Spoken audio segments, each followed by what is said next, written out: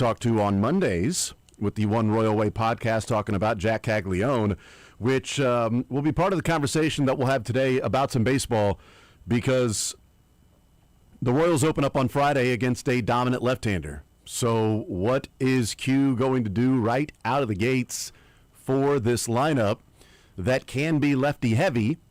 And they would have what I would consider three regular starters that are lefties that you could make a case that one, two, or all of them may sit on Friday night. So it's like, well, this guy didn't even start on opening day. Could be because of the specific matchup and wanting to get off to a better start for individual players. Which three? Are you talking Jack, Carter, and are you saying Vinny as well? Kyle. Okay. Lane Thomas has started the last 2 days in call. Texas, and he's a right-hander versus Kyle Isbell being a lefty against Chris Sale. That if they're putting Lane Thomas in center field the last couple of days, then that may be preparing him to start on Friday night in Atlanta against Chris Sale as a right-handed bat. And I think there's a chance Cags, Carter, and Kyle all could, the Killer C's and K, could all sit because that would be Lane Thomas, Starling Marte, and then, well, I guess probably one of those guys would have to start. Somebody's going to have to play DH. Jack or Carter. Yeah, somebody's going to have to play DH. I would like to see Jack in there, even though it is Chris Sale. Like, if he's going to be your right fielder, be your right fielder. But they also talked about in the offseason wanting to find a weak side platoon for Jack Caglione, and the weak side platoon would be the right-handed bat. So it could be Marte starting there out of the gates. It's like, okay, well, here we go.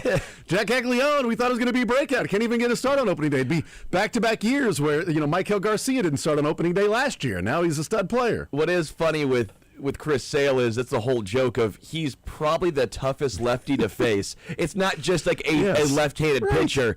It's the toughest lefty you could probably face as a lefty. And he's dominant against lefties. It's not like he has he's dominant against both sides, but he's really hard on lefties. And so I think it's worth a discussion, and we'll have it more, whether that's tomorrow or certainly on Friday. We'll do our ZOUs on Friday. We've moved those to Friday. Over on Hunter Renfroe home runs this year. I'm going to take the under. Well, I do wonder, what do we think the batting average will be for MJ Melendez this year? Will he surpass the Melendez line? Yeah, I think Mark Canha is going to have a big year. I like Mark Canha to bust out this year. I like taking a chance on a Mark Canha. I love the names. Can he do it? Yes, he can. These were starters last year for this team. God, man. And they went 82 and 80, dude. Honestly, and it's something that we'll talk about, and I've got it planned for at some point over the next couple of days. But just looking at the last 2 years, last year and this year, of what we're talking about heading into the season. Last year it was on a hope and a prayer that Hunter and MJ could figure it out. With the track record of Hunter Renfroe being good at times, but clearly heading in the wrong direction, and MJ Melendez being if he hits the ball, he can hit it really hard, but he doesn't hit it very often, versus, hey, Isaac Collins, you've raised the floor, and Cags has 40 home run potential in Major League. Hunter Renfroe didn't have 40 home run potential, and Cags is, a top 5, top 6, top 10 pick in all of baseball that at one point was considered the number 1 overall pick. And could be an absolute star. A little bit different than, man, can Hunter Renfroe run into 15 to 20 this year? That'd be great. So we'll get into all of those things, and the starting staff, the bullpen, what the bench may look like, things like that. So the Royals are done with their spring training games. They wrapped up their games yesterday against the Rangers, Monday night and yesterday afternoon, and they get ready for the Braves on Friday night against Chris. A couple of really good lefties on the mound. For that matchup, Reagan and Sale. So we'll see. 913-912-4810. We will talk with Matt Tate coming up an hour from now. R1S1 Wave the Wheat, and we'll check in to see what he's hearing around Lawrence and what the timing could be for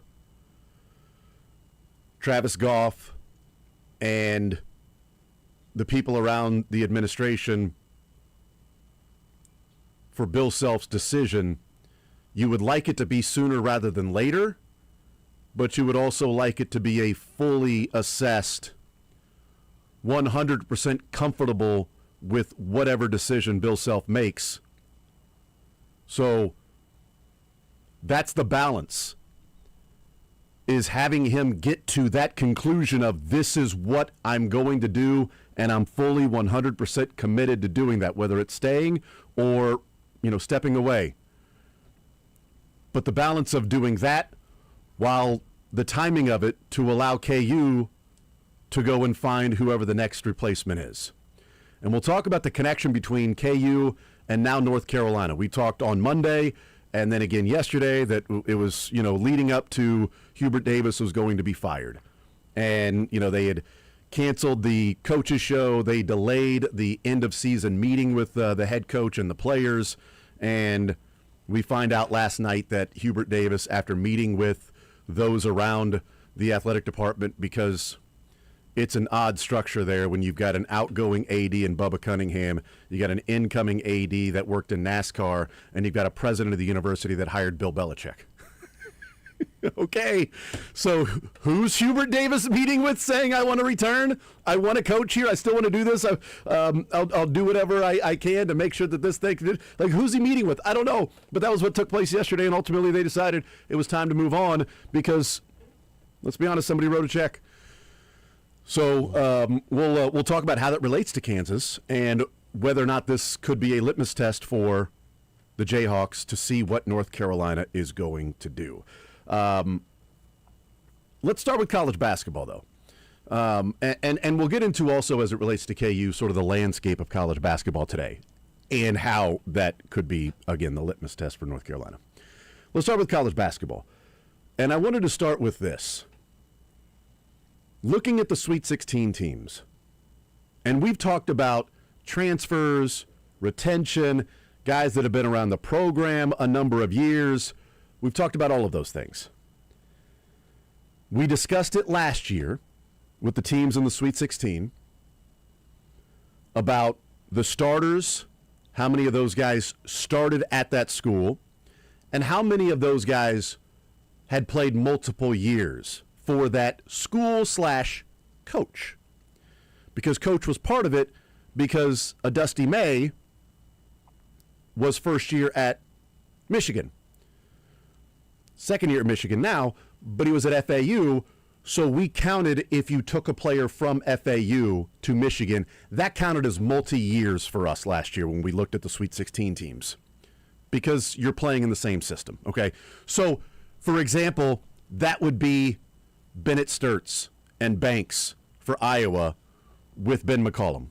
They would be first-year players at Iowa, but they would be multi-year players with Ben McCollum. Sure. So we looked at it that way. And obviously freshmen are going to be, starting there, but not multi-year players.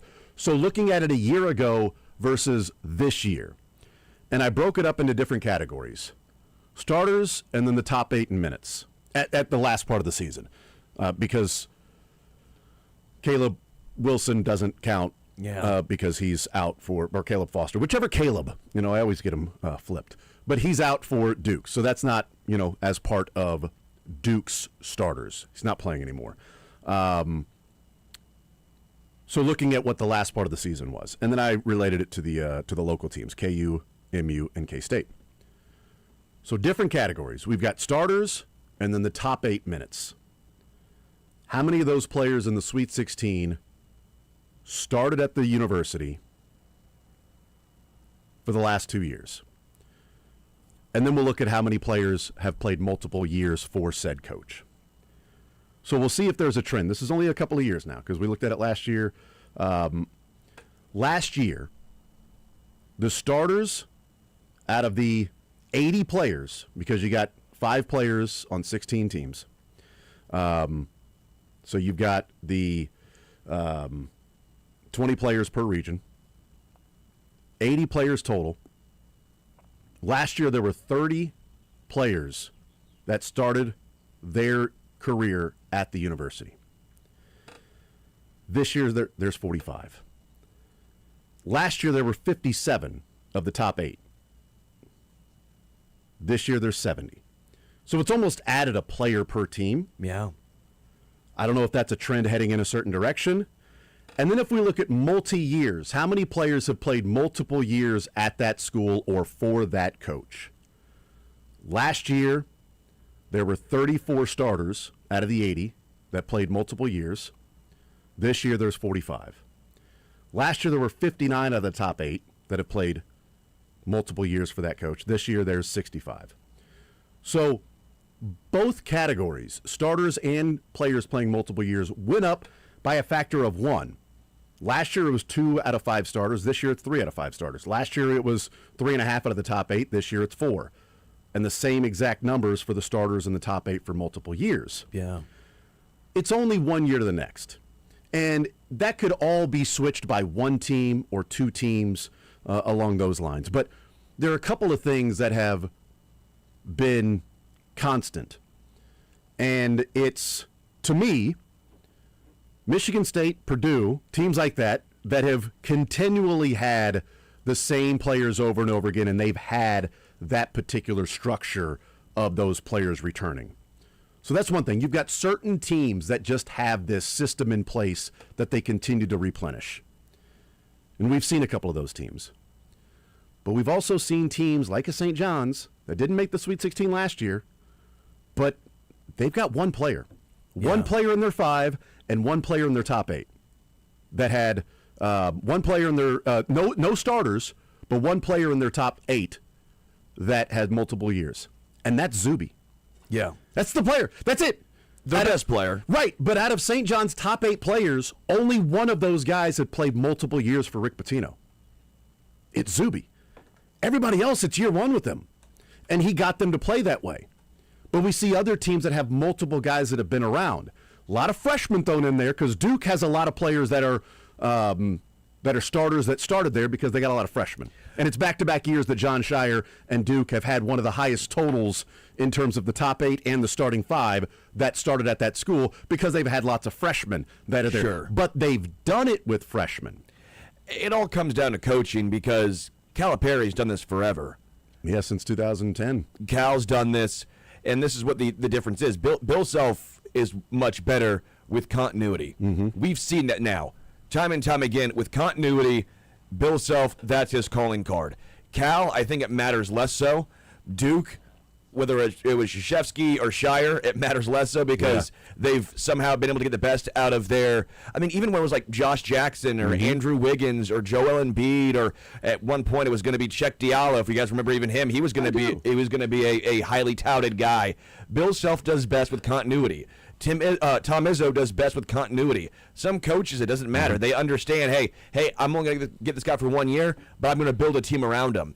It doesn't seem like that's the Bill Self strategy. Well, here's what's interesting because that's part of the conversation that we've had. So I wanted to look at the local teams. Okay, so there's the backdrop, right? Yeah. Of the last couple of years of how many of the starters in the top 8 started at that school or have played multiple years for school/coach. Sure. Because, again, when you've got Iowa and Ben McCollum, you've got 4 players out of their top 8 that have played multiple years for Ben McCollum. Yeah, that's Drake the, and that's Iowa. The outlier. That's the a little bit of the. Again, it's Dusty May last year. Yeah. It's Arkansas last year, and it's Ben McCollum this year. So looking at KU, out of the 5 starters, how many players started at Kansas? 3 of the 5. And 6 of the top 8 at Kansas started at Kansas. Well, you have 2 freshmen with Bryson and Darren Peterson. So 2 freshmen. Yep. And that's where you get into the multi-year players. Out of the starters, does Cole Rosario fall into the top 8? He's in the top 8. So that's another freshman then too. Yes. So, okay. So you got 6 of the top 8 that started at Kansas. Multi-year starters, 2 players that have played multiple years. It's Flory and it's Bryson Tiller. Yeah. Of the top 8, it's 5. And so what I find to be interesting is, like we've talked about that, Bill Self has the retention. The issue is that those that started at Kansas and those that are multi-year players are not, they're not overlapping. Yeah. So you've got guys that are starting at Kansas and they're in the starting lineup that started there, but multiple years are going to the bench. The guys that have been around a little bit are going to the bench. Where we're not really seeing that with some of the with a lot of the Sweet 16 teams, that a good portion of their starters that started at that school, or also a good portion of their multi-year players that started at that school. Now, is that okay? So Bill Self, he's got the retention. He's got guys that stay around. But is it he's got guys that are staying around that aren't really good enough to play at the high level, and that's why they're staying around, and you over-recruit, you recruit over them, and you have to bring in transfers because those guys aren't good enough? Sure. Or how many players can Bill Self, Dennis Gates, we'll get into that, K-State and Casey Alexander, what he can do, and how many of the players are, you're recruiting really good players, and they're staying around and developing them. I mean, they had 2 top 80 players this last year, KU did, that didn't really play. I mean, Cole Rosario and is it Allen? That was I can't remember the kid's last Corbin name. Allen. Corbin Allen, thank you. Yes, that's the voice of Jack Johnson, by the way. Corbin Allen and Cole Rosario really didn't play this year, and those guys were both top 80 recruits in the country. Like, it wasn't like Corbin Allen was like, just throw some name out there. Sounds fake. I don't think I've heard of him. I think that's who it was. But regardless, there were out of Corbin Carroll, I think. That's what it was, yes. But anyway, there were 2 guys that were in the recruiting class for KU last year. They were in the top 80. They were like 74 and 80. That's why I went to top 80. If it was 82, I'd have said top 82, wherever the cutoff was, right? Because it's right around where, difference in like recruits and guys you look at and are excited about. It's right around where Chronister is for Mizzou, is where Rosario was, and then, the other recruit there. And Mizzou fans are pumped about Chronister. Like, hey, that's a top 80 player, top 75 player that's coming in, a really good shooter. In fairness, expectations are different between Missouri and Kansas. Totally agree. But there was excitement around Cole Rosario, too. Yeah. And that's where you wonder, like, okay, the retention. If Kansas were to bring back Rosario, Tiller, Flory, maybe Melvin Council gets another year of eligibility. By the way, KU fans, do you want another year of Melvin Council? It seemed like the narrative on him. Well, I think so too. But the narrative shift pretty quickly. It went from everyone was thrilled about him being a dog, and then the last 6 games of the year it went to, oh man, he's not been. Well, I think I do wonder how much was Kansas like a bullpen in baseball. Like, you guys watched, every game. We all watched every game here. Yeah. Like, I do wonder. Like, we're getting ready to talk a lot of baseball, but. You see a bullpen, it's like, man, they are using the hell out of the. Like a couple of years ago, the Guardians.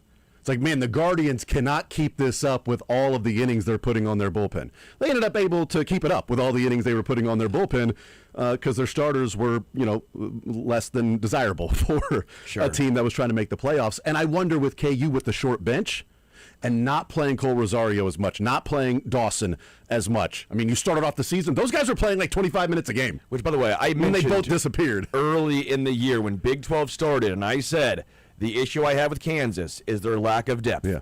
So I do wonder, like, is Melvin Council, if we look at him and Bryson Tiller, is it like a Major League Baseball bullpen that you got towards the end of the season and they were just gassed because they had been used and they had been relied upon because even without a bench, Darren Peterson was also in and out of the lineup and not playing 30, 35 minutes. So your bench got even smaller without Darren Peterson.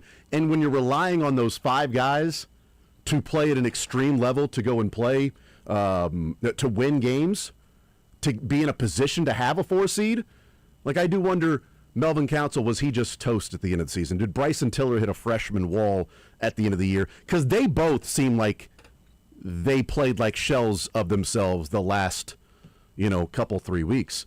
So is it the book was out? I mean, it took 28 games for the book to be out. I can't imagine that was the case. I'm going to go with the fact that over the full season, Melvin Council was not playing that level of competition every single night, every single game. And Bryson Tiller went from a red shirt to being heavily relied upon and playing that level of competition. And you just sort of, as the season goes along, you get more and more tired and worn down. So if I'm Kansas, I would love to have Melvin Council back. I think Bryson Tiller and Flory should. I think Flory's going to enter the NBA draft, but I think he's going to return because I think he'll make more money next year in college than he will initially with the NBA draft. But those would be the top 2 priorities, Cole Rosario, and I'd love to get Melvin Council back. But I almost compare it, Jack, to like a bullpen that's taxed throughout the season. It's like, can they then stand up in October? I think that's a great comparison there, because the Melvin Council you got early on in Big 12 play when Darren Peterson was inconsistent with his playing time, that was one of the better point guards, I would argue, in the conference. He was very efficient. He was great defensively. He'd give you 40 minutes a night, but that's also the other side to this. He played 40 minutes a game and was gassed over. I mean, you're having to pick up full court. You're guarding some of the best players in the country, and you're still being counted on to be an offensive threat. What the season ended like for him, I'm not sure it changes the perception of KU fans with Melvin Council. If it's a fan that's just overall disappointed and upset, I get it. But it was not just Melvin, and it wasn't just Bryson Tiller. It was also Trey White. I think Trey White ran out of gas too. And, Trey White, unfortunately, doesn't have the eligibility anymore. He was one of their more consistent players, I thought, for a chunk of the season. But this keeps circling back to a main issue for Kansas, maybe over the last 4 years. They have zero depth. There is nobody that you can go to off the bench and say, there is a drop-off, because you're going to have a drop-off from your starting five to your sixth and seventh man, but you need to have somebody that you'd say, hey, the production doesn't go from 15 points a game to a negative 15 in the plus-minus. That's what we've seen from Kansas over the last 4 seasons is you can barely take some of these guys off the floor because the guy you're bringing in can't do anything remotely close to what that guy provides. What Melvin Council was doing, Elmarco Jackson could not replicate. What Trey White was doing, Jamari McDowell could not replicate. And then at the end of the season, even though Bill Self typically plays about 3 guys off the bench, your starting 5 still needs to be rested. The team that won the national championship, those guys still had opportunities to get rest throughout the game, because what could they do? They could build pretty big leads against some teams and then get guys like Jalen Coleman-Lands and Mitch Lightfoot and Remy Martin in there where they could start to thrive a bit more. I'd love to have Melvin Council back. We would have seen a much better version of him if Darren Peterson was there from game 1 and played all the way through, because I think they would have had that rhythm of, I am the point guard, you're the off-ball guard, I'll try to get you the ball, but also I'm going to get a lot of open looks early on the year because all the attention's on you. Well, and here's what I would wonder, too, moving forward is, we talk about Bill Self and retention and having guys in the system that have stayed around. Is he willing to take lumps early on with freshmen so that they will then stay their sophomore year? If they're on the cusp of like, okay, this guy can be a really good player. He's not a one and done, right? He's not a Darren Peterson type, but you could see in a year or two, you continue to retain him, you could look like Michigan State, where a Jeremy Fears has been around a while and now he's breaking Magic Johnson's record for assists in a tournament game and pacing towards the most assists in a regional in NCAA tournament history. He's got 28 assists so far in 2 games. Jeremy Fears does. Not bad. I know this because he's on my player pool team, and I think he's a selfish player. I think he's absolutely selfish. Oh, I care about the assist numbers. Oh, all I'm worried about is breaking assist records instead of scoring for Jason. But I think the point would pretty be selfish. Cole Rosario would be the guy of that. But and also, from Missouri, I think T.O. Barrett, they played at least a little bit down the stretch. I wonder if that was the case for Missouri. But Mizzou has retained those guys. T.O.'s been back. Boateng came back. Trent Pierce has been back for year 3. Trent Burns, they got him to return. They've had those guys retained. I think Cole Rosario is going to be somebody that teams covet. Now, what Cole said after the game on Sunday is really encouraging when he said, no, my view is nothing comes easy, that nothing's going to be given to you, that anything that's worth it, you're going to have to work for. So, essentially, I'm not looking to jump ship and go somewhere else to make it easy. I know that it's going to be tough. I came here knowing that it was going to be tough, but the same as Calderon. That's what I was thinking of. Calderon, he was a top 80 recruit. He and Cole Rosario were right around the same area in recruits. Now, you get in there doesn't necessarily mean that they're going to be that player. But if you have players like that are retained and come around, and now junior year, what they were hoping Elmarco would be a number of years into his career, that's where I wonder about, as we look at Bill Self, are you willing to put in the time and the effort and the pain with the freshmen that aren't the Darren Petersons of the world to live through that so that they see the light with their sophomore and junior year staying around, and now you've got a team like a Purdue or a Michigan State or an Iowa with 4 players that have all played for Ben McCollum at different places, and you know the system, you're in it, you've been around, you know the expectation, and then you can pass it to the next guy. I'm not saying you turn down Darren Peterson or Stokes, but if you have those guys, is there a way to marry the two of the Rosarios and Calderones and players like that to get the necessary time to develop them so that when they're relied upon as sophomores or juniors, they've got the experience and they've been there, done that. I don't know that Bill Self is willing to go through that, because if he was, I feel like Cole Rosario would have got a lot more playing time early on. That's the guy that comes to mind for me. Yeah, no doubt. There were more than plenty of opportunities to get Cole Rosario some run, some East Calderon some run, and I would expect, if they're back next year, to be much more polished players. We see it all the time. I mean, Bryson Tiller, he was not good to end the year, but he was a guy that reclassified a bit early, redshirted, and got time to practice with Hunter Dickinson and KJ Adams last year. And we saw that did help him. I mean, he was a 10-10 guy for maybe 60% of the season, and nobody would have envisioned that from Bryson Tiller a year ago. Cole Rosario, to me, it was that the shots weren't falling for him, but a guy that comes to mind from KU lore that kind of had an equivalent situation, though he played a lot more. He started every single game and scored a lot more than Cole Rosario did, was Quentin Grimes. Quentin Grimes came in as a freshman. His shot looked pure. He was very springy, looked good. KU fans couldn't stand him because he was this McDonald's All-American 5-star recruit, and the shots weren't falling. Like, you could not really understand why a shot that looked so good never went in. Cole Rosario had some shots that looked like line drives, but he has good form. He's springy. It's a true jump shot, but they weren't going in. What does Quentin Grimes do? Well, he transfers to Houston. He gets to a Final Four with Kelvin Sampson, good player, now an NBA player. And he might have done that. Good at NBA KU. player, too. Yeah, good NBA player. And I would say with a guy like Cole Rosario, more than really anybody that you have to sway in coming back, he's a guy that I really believe can be a great Kansas player. My question would be, if this is it for Bill Self and he calls it quits, how many of these guys go, well, then I'm not sticking around? Because you might hire somebody. I mean, we know the guys that would be on the top board. It'd be Tommy Lloyd. It'd be Dusty May. It'd be a Ben McCollum or somebody.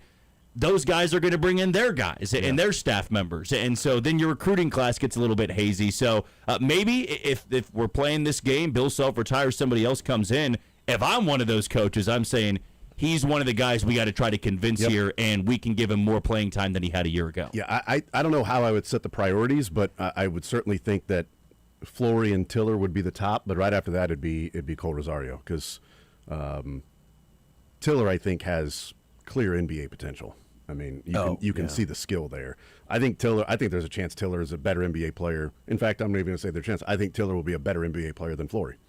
Oh, I don't think Floyd's going to be a player at all. Yeah, I mean, Flory will be on a team because he's bouncy and he can run, but Tiller has a better chance of being a better NBA player. Overall. 100%. So we'll see with that. As it relates to Mizzou and Kansas State, Mizzou had 2 starters on their team that started at Mizzou, and 4 of their top 8.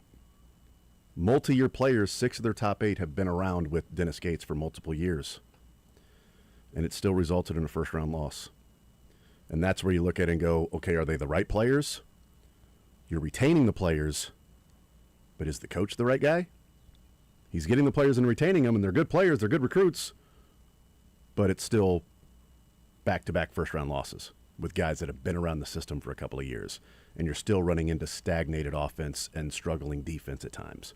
We'll take a timeout. We'll come back, continue rolling. It's going to be different for Casey Alexander because this last year, and Jerome Tang, like, we know he's churn and burn. That's what he was doing the last few years. We'll take a timeout. We'll come back. North Carolina, the litmus test for Kansas. We'll tell you what's going on there, what behind-the-scenes reporting are happening, and the names that apparently they're looking at to bring in. We'll see if there's actually a possibility of them landing any of these particular coaches. We'll talk about that next.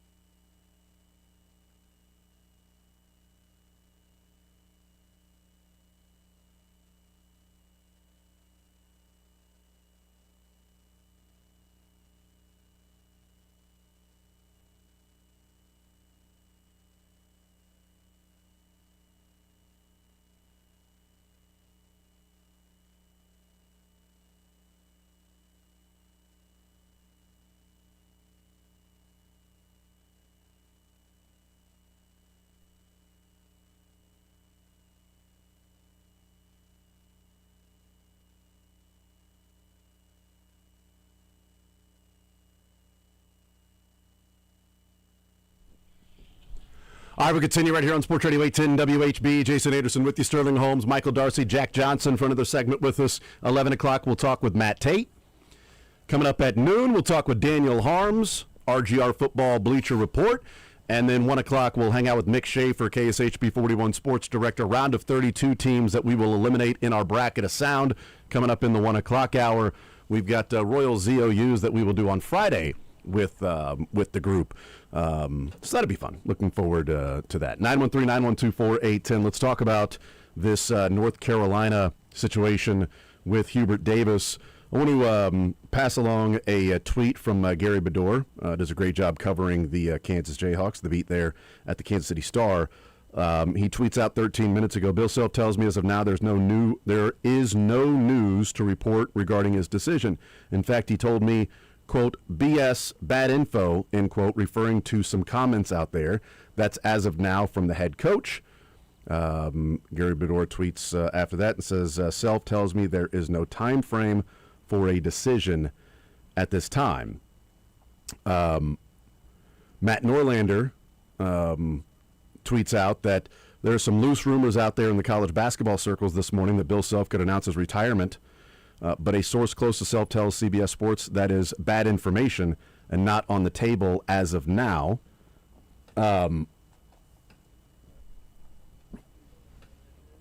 It's interesting is like,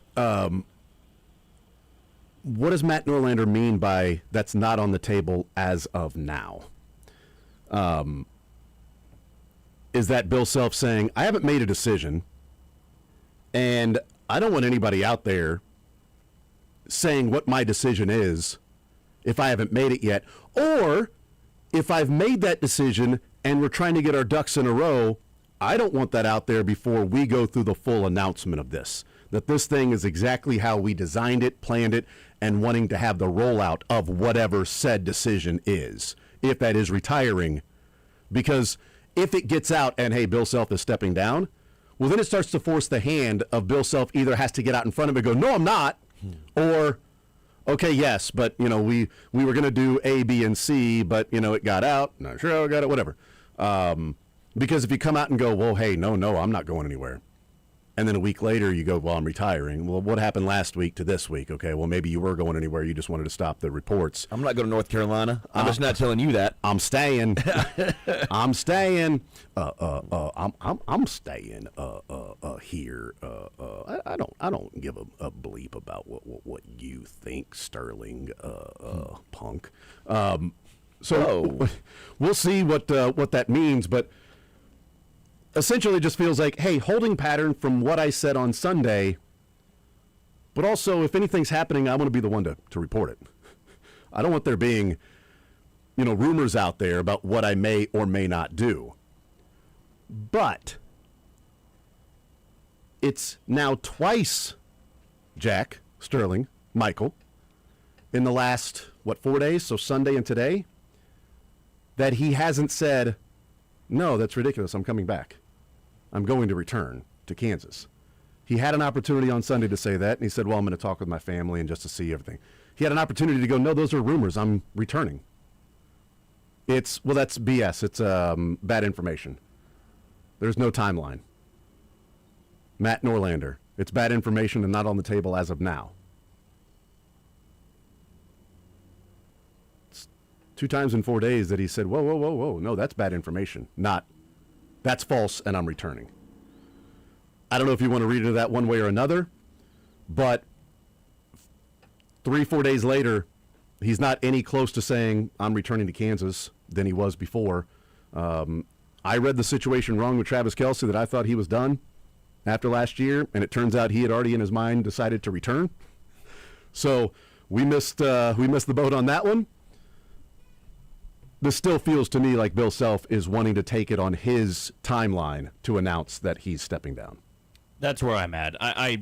He has been at this program for too long. He's one of the more storied college basketball coaches of all time. You don't want that being leaked by people that you're retiring, that you're maybe not as close with, right? Now, the people that are leaking it, that are kind of putting out some information, they're not getting nothing. This is not coming out of thin air, right? There has to be some belief that over the last couple of days, that might have been where he's leaning. If I'm Bill Self, though, what he said is totally fine. You said I'm not close to a decision. Yeah. That doesn't mean you can't still retire down the road.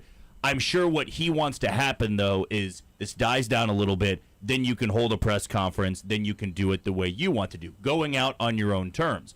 The difference is here, you can't wait forever to make that decision, right? So the clock is ticking, because once the tournament ends, the portal opens up. How long do you have? Like 14 days or something like that to enter the portal? KU needs to know what direction they're doing as soon as the nets are cut down by whatever team it is, because you don't want to get into the end of April when all these coaches have either signed an extension or they've gone elsewhere, and then Bill Self says, you know what, I am done. Because what that's going to lead to is Jacques Vaughn taking over. Yeah. And I just don't know if he's the right guy taking over for where Kansas is at right now. Unless that's the actual plan anyway. Yeah. Is for Jacques Vaughn just to step up and take that job. We've seen the successors at Creighton and other places, and now, maybe that's the case here at Kansas. The interesting part to me is North Carolina, because some of the reporting now that's coming out of North Carolina is UNC has been, according to multiple different people in the college basketball world, reporters, that UNC has been gauging interest for the last month with agents of potential coaches. Bill Self. That's right. That's right. I'm staying. I get flipped about North Carolina right now. I'm going there, but I don't care about them right now. I got 13 boys in there that said their hearts ripped out by that damned bells, that damned balls the size of church bells. I don't care about no North Carolina. But they have been gauging interest, apparently, according to reports, for the last month to see about coaches that may want the North Carolina job. And here's the thing with that. If you're talking to agents, there are 0 agents out there that represent a high-level coach that would say he's not interested in North Carolina. You're damn right he's interested in North Carolina. So please call me when you fire Hubert Davis so I can go to the AD of the coach that he works at and get a big-time contract extension and more money from my client. Hell yes, he's interested in North Carolina. Are you kidding me? But if you're the AD at UNC, who's doing the search, they're going to hire Turnkey to do the coaching search. But is it the new AD? Is it the old AD? Is it the president that hired Bill Belichick? Who's the one doing the search and the conversation of gauging interest? Because there ain't an agent worth his money that would tell North Carolina, yeah, my guy's not interested. Thanks, but no thanks. We don't want you to have interest in my guy to go to North Carolina. Therefore, I can go and get a contract extension. So you've got to be able to read through the BS.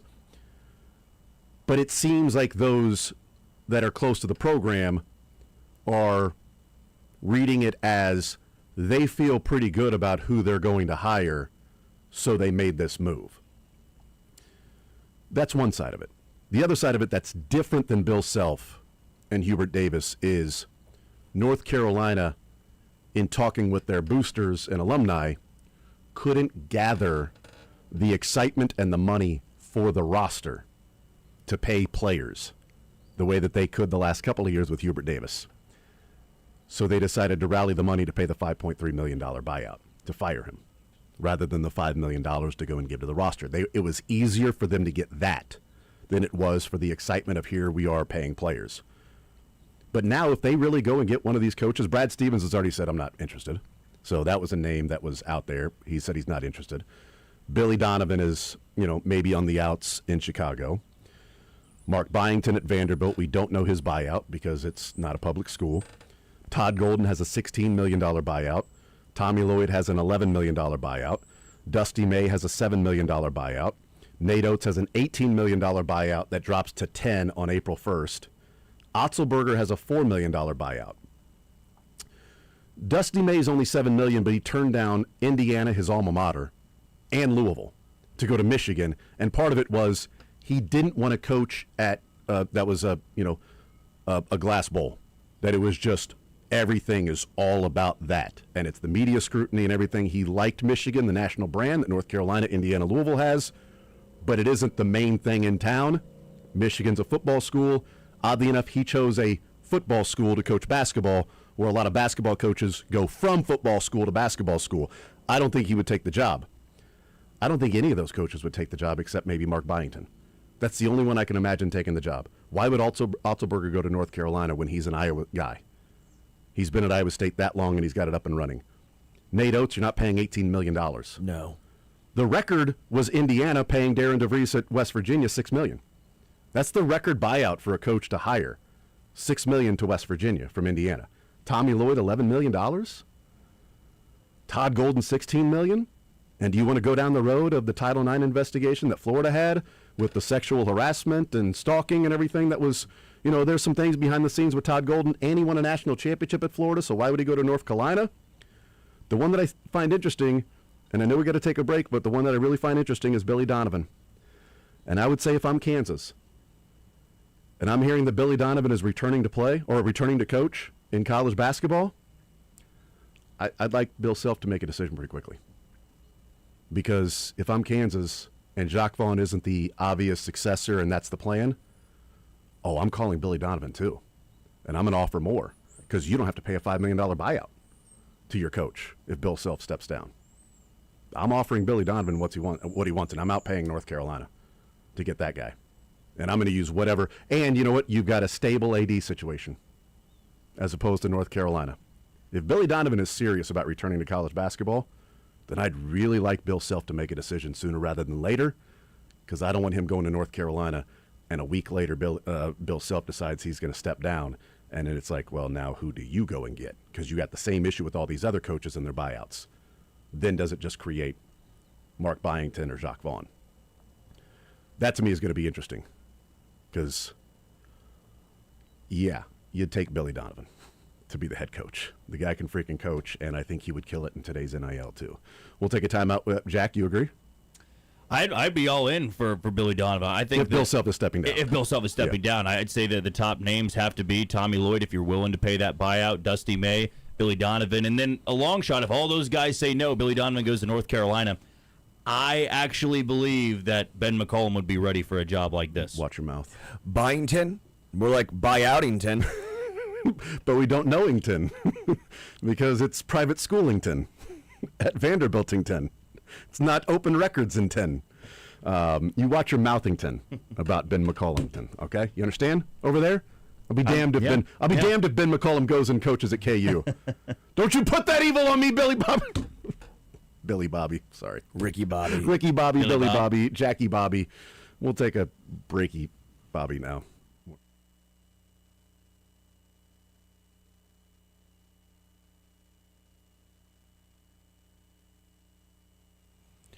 Baseball is back. Game starts tonight. Games start on Thursday, and then the Royals start on Friday.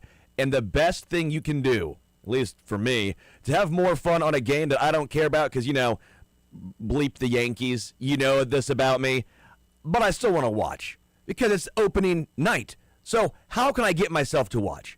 Have a little fun on FanDuel. And FanDuel is letting you choose your own reward for opening week. Betting customizations that transform how you experience the game. You make your choice, and the reward will be ready to use on your next MLB bet. FanDuel is the home of home runs. I've talked about it rolling with Salvi a lot. I like Lane Thomas. If Lane Thomas starts against Chris Sale on Friday, I might throw a little something down on a Lane Thomas action. Do it right there on FanDuel. So, if you're ready to play your game, head to FanDuel.com/local to choose your reward for MLB's opening week. FanDuel, an official partner of the Major League Baseball. 21 plus and present in Missouri. Opt-in required. Rewards are non-withdrawable. Restrictions apply, including bonus and token expiration, leg requirements, and max wager amounts. See terms at sportsbook.fanduel.com. Gambling problem? Call 1-800-GAMBLER.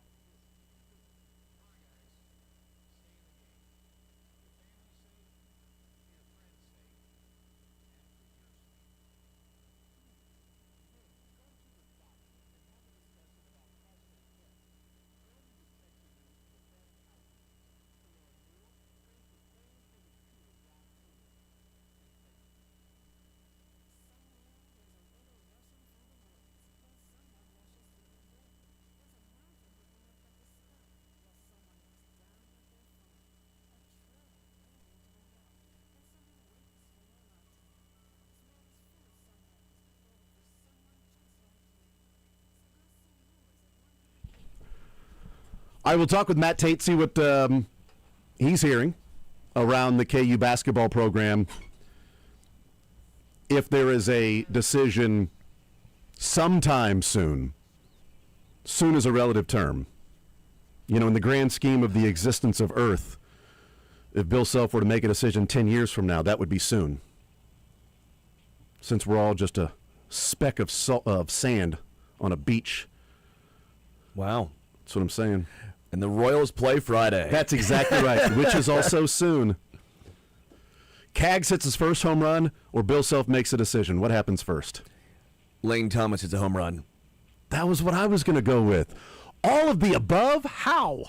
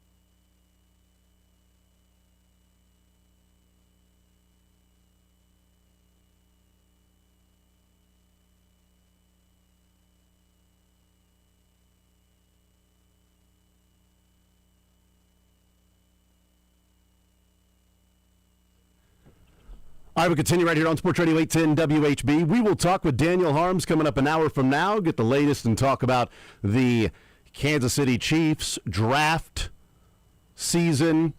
Ruben Bain with his pro day. I kind of wish he would continue to not do as well. Stop performing so well in front of scouts, you jerk. You're making it more and more difficult to blow for Bain. You're making it tough to do that. Let's talk some basketball. We continue our conversation. We had a lot of discussion in the first hour about how the Sweet 16 teams were built, relating that to the local teams, and then also there in that last segment talking about North Carolina and what their coaching search will look like. We talk with Matt Tate, R1S1, Wave the Wheat, joining us here in the zone. Matt, how are you, sir? I'm doing good. How about yourself? I am doing fine. How was San Diego? Did you make the trip out there, I'm assuming? I did, and in my mind, I'm still there. There's no better city in the world, almost. I mean, I'm a big New York City fan too, and it's night and day difference between the two of what they offer. But yeah, it was awesome. It was a great time. The basketball was what it was. Mm-hmm. I think looking at it from an outside perspective, obviously, it was a hell of a game. It wasn't pretty, but you got to cover a buzzer beater. Like, that's March Madness at its finest right there, So I had a great time and back and trying to figure out what's next now, obviously, like everybody. One of the most dangerous things a sports writer can do is come on a radio hit with anyone when there's news like this floating around. You feel like this reminds me of realignment back in like 2012 when I was afraid to go out and mow my lawn just because everything changed so fast with that. So I think we're good for the next 20 minutes or so. We'll see. That's not a guarantee, but I do think we're good, or else I would have told you I'm sick or something like that. Well, so you know what? Let's get into whatever you want. Oddly enough, Daniel Harms, who we talk to at noon, that covers the draft for Bleacher Report and RGR Football and covers the Chiefs, we talk to him live at noon every week, and literally the only time we've ever had to tape it, he had something come up and had to move around. I'm like, all right, well, we could tape it at like 9 o'clock and run it at noon. We taped it at 9 o'clock. McDuffie was traded at 10:45. Literally, there you go. That's also a nightmare of mine. I try to avoid taping whenever possible. So do we. So do we. We do everything live, and this is live, and I can tell you it's live because it's 11:09 right now. There you go. It is here too. Yes, in San Diego. There you go. Because in your mind, you're still there. Right. So what are you hearing? Let's go with this then, because next 20 minutes we'll see what happens there. But what are you hearing with some of the rumblings? And we had Myron Metcalf on yesterday, and he said if he were to say right now, he would say that Bill Self is going to retire. He said back in February when he spent some time with KU doing the Darren Peterson story, he said at that time I would have told you that this was his last year, and he hasn't changed his mind. Myron said that. What are you hearing about Self's future there at Kansas? Yeah, I'm glad you shared that because I actually heard the start of that segment with Myron yesterday, and then I wasn't able to finish it. So, very few better than Myron. So good job getting him. And look, I've thought for 2 years, I think, that this was going to be Self's last year. I thought that before he got Darren Peterson, and then when he got Darren Peterson, it was like, well, there it is. Like that he's gonna ride to coach that guy, and he's gonna ride off after that. I went into this season feeling that same way, and then as the season went on, I felt less and less like that's the case. I think this is a guy who, first of all, I think he's still undecided as we sit here and talk right now. On top of that, I think this is a guy who absolutely would want to keep coaching. If it weren't for the health thing, I don't even think this would be a question. But I think he's reached a point in his career where his family and their input and their concern about his health is very real, and it very much matters to him, and it should matter to him. And so I think, after doing it his way for a long, long time, he is open and willing to allowing some outside voices to say, hey, this is what we think, and we'd love it if you took it to heart. And, I don't know what they're saying, obviously. Maybe the family feels like he can do one more. Maybe they feel like he's got 3 more in him. I obviously am not privy to those conversations, but I do think that if it weren't for anything to do with his health and his love and appreciation of his family and just their concerns, I don't think we'd have this conversation at all. I think he'd be back like he has each of the last 22 years, and nobody would even have to consider it. He said a long time ago, and he said repeatedly, that he never saw himself as a guy that coaches into his 70s. He's 63. In a lot of ways, that's pretty far away from 70 still. But when you have some heart concerns and some health scares, now 63 is a lot closer to 70 than maybe the numbers indicate, right? So I think that's something to remember as well. And I also think that when he first started saying he didn't see himself being a guy that would coach into his 70s, he was probably in his late 40s, early 50s, and that's pretty far away, right? You look at that and you think, man, that's a long way away. He was 70s, old. And then you get 63 and you're knocking on the door and you're not that far from it, and you realize it's not that old. So it can't be an easy decision for him. Because again, I think that we've known Bill Self and everybody that's followed him or known him or covered him or whatever, he does things his way, and he does things on his terms almost every time. And so I think if he has to step down or decides that's the best thing for him, it's going to be really hard for him to do that, because that would not be his terms, right? That's an outside factor. That's his health telling him, yeah, you can't do it. And if that's how he feels and that's how his family feels and that's the smart move, then you'd have to applaud him for listening to that and doing it. But I think that's what could make it such a tough decision for him. I don't think it's something he can necessarily think about in 24 hours and make a quick decision. I mean, I think he's going to have to really dwell on it and agonize over it and think it through and maybe flip-flop a couple of times before he gets to a final decision. Do you his comments that he made after the game on Sunday, I mean, obviously he's thinking about this and trying to make a decision whether he's going to return. As he said, I'm going to talk with my family. He didn't say, there's no reason for me to think about this. I'm coming back and coaching. But he said it used to be 5-year sort of segments that he would look at his career, and now that's more in 2 years. I don't know if you have an idea about this, is looking at his career in 2-year increments, is that one more year of the 2-year increment, or was the 2-year increment the 25 and 26, tournaments? And if he decides he's going to return, it's going to be for 27 and 28, as opposed to let me give this one more run. Yeah, tough call. My guess, and I don't know this, you're right about that. My guess would be that you could look at this as year one, and then coming back one more would be a 2-year segment, and then and then look at it from there. And of course, you have to remember too that just because he said that, and it was very real and very genuine and very, open book about where he's at. He doesn't have to say anything, right? Yeah. But he did, and he was honest about it. And so I think even if he decides to come back for next year, and even if going into that he views it as that's the second of my 2-year window right there. Okay, cool. Well, he could then change his mind and go, well, now I'm looking at it at 1-year segments.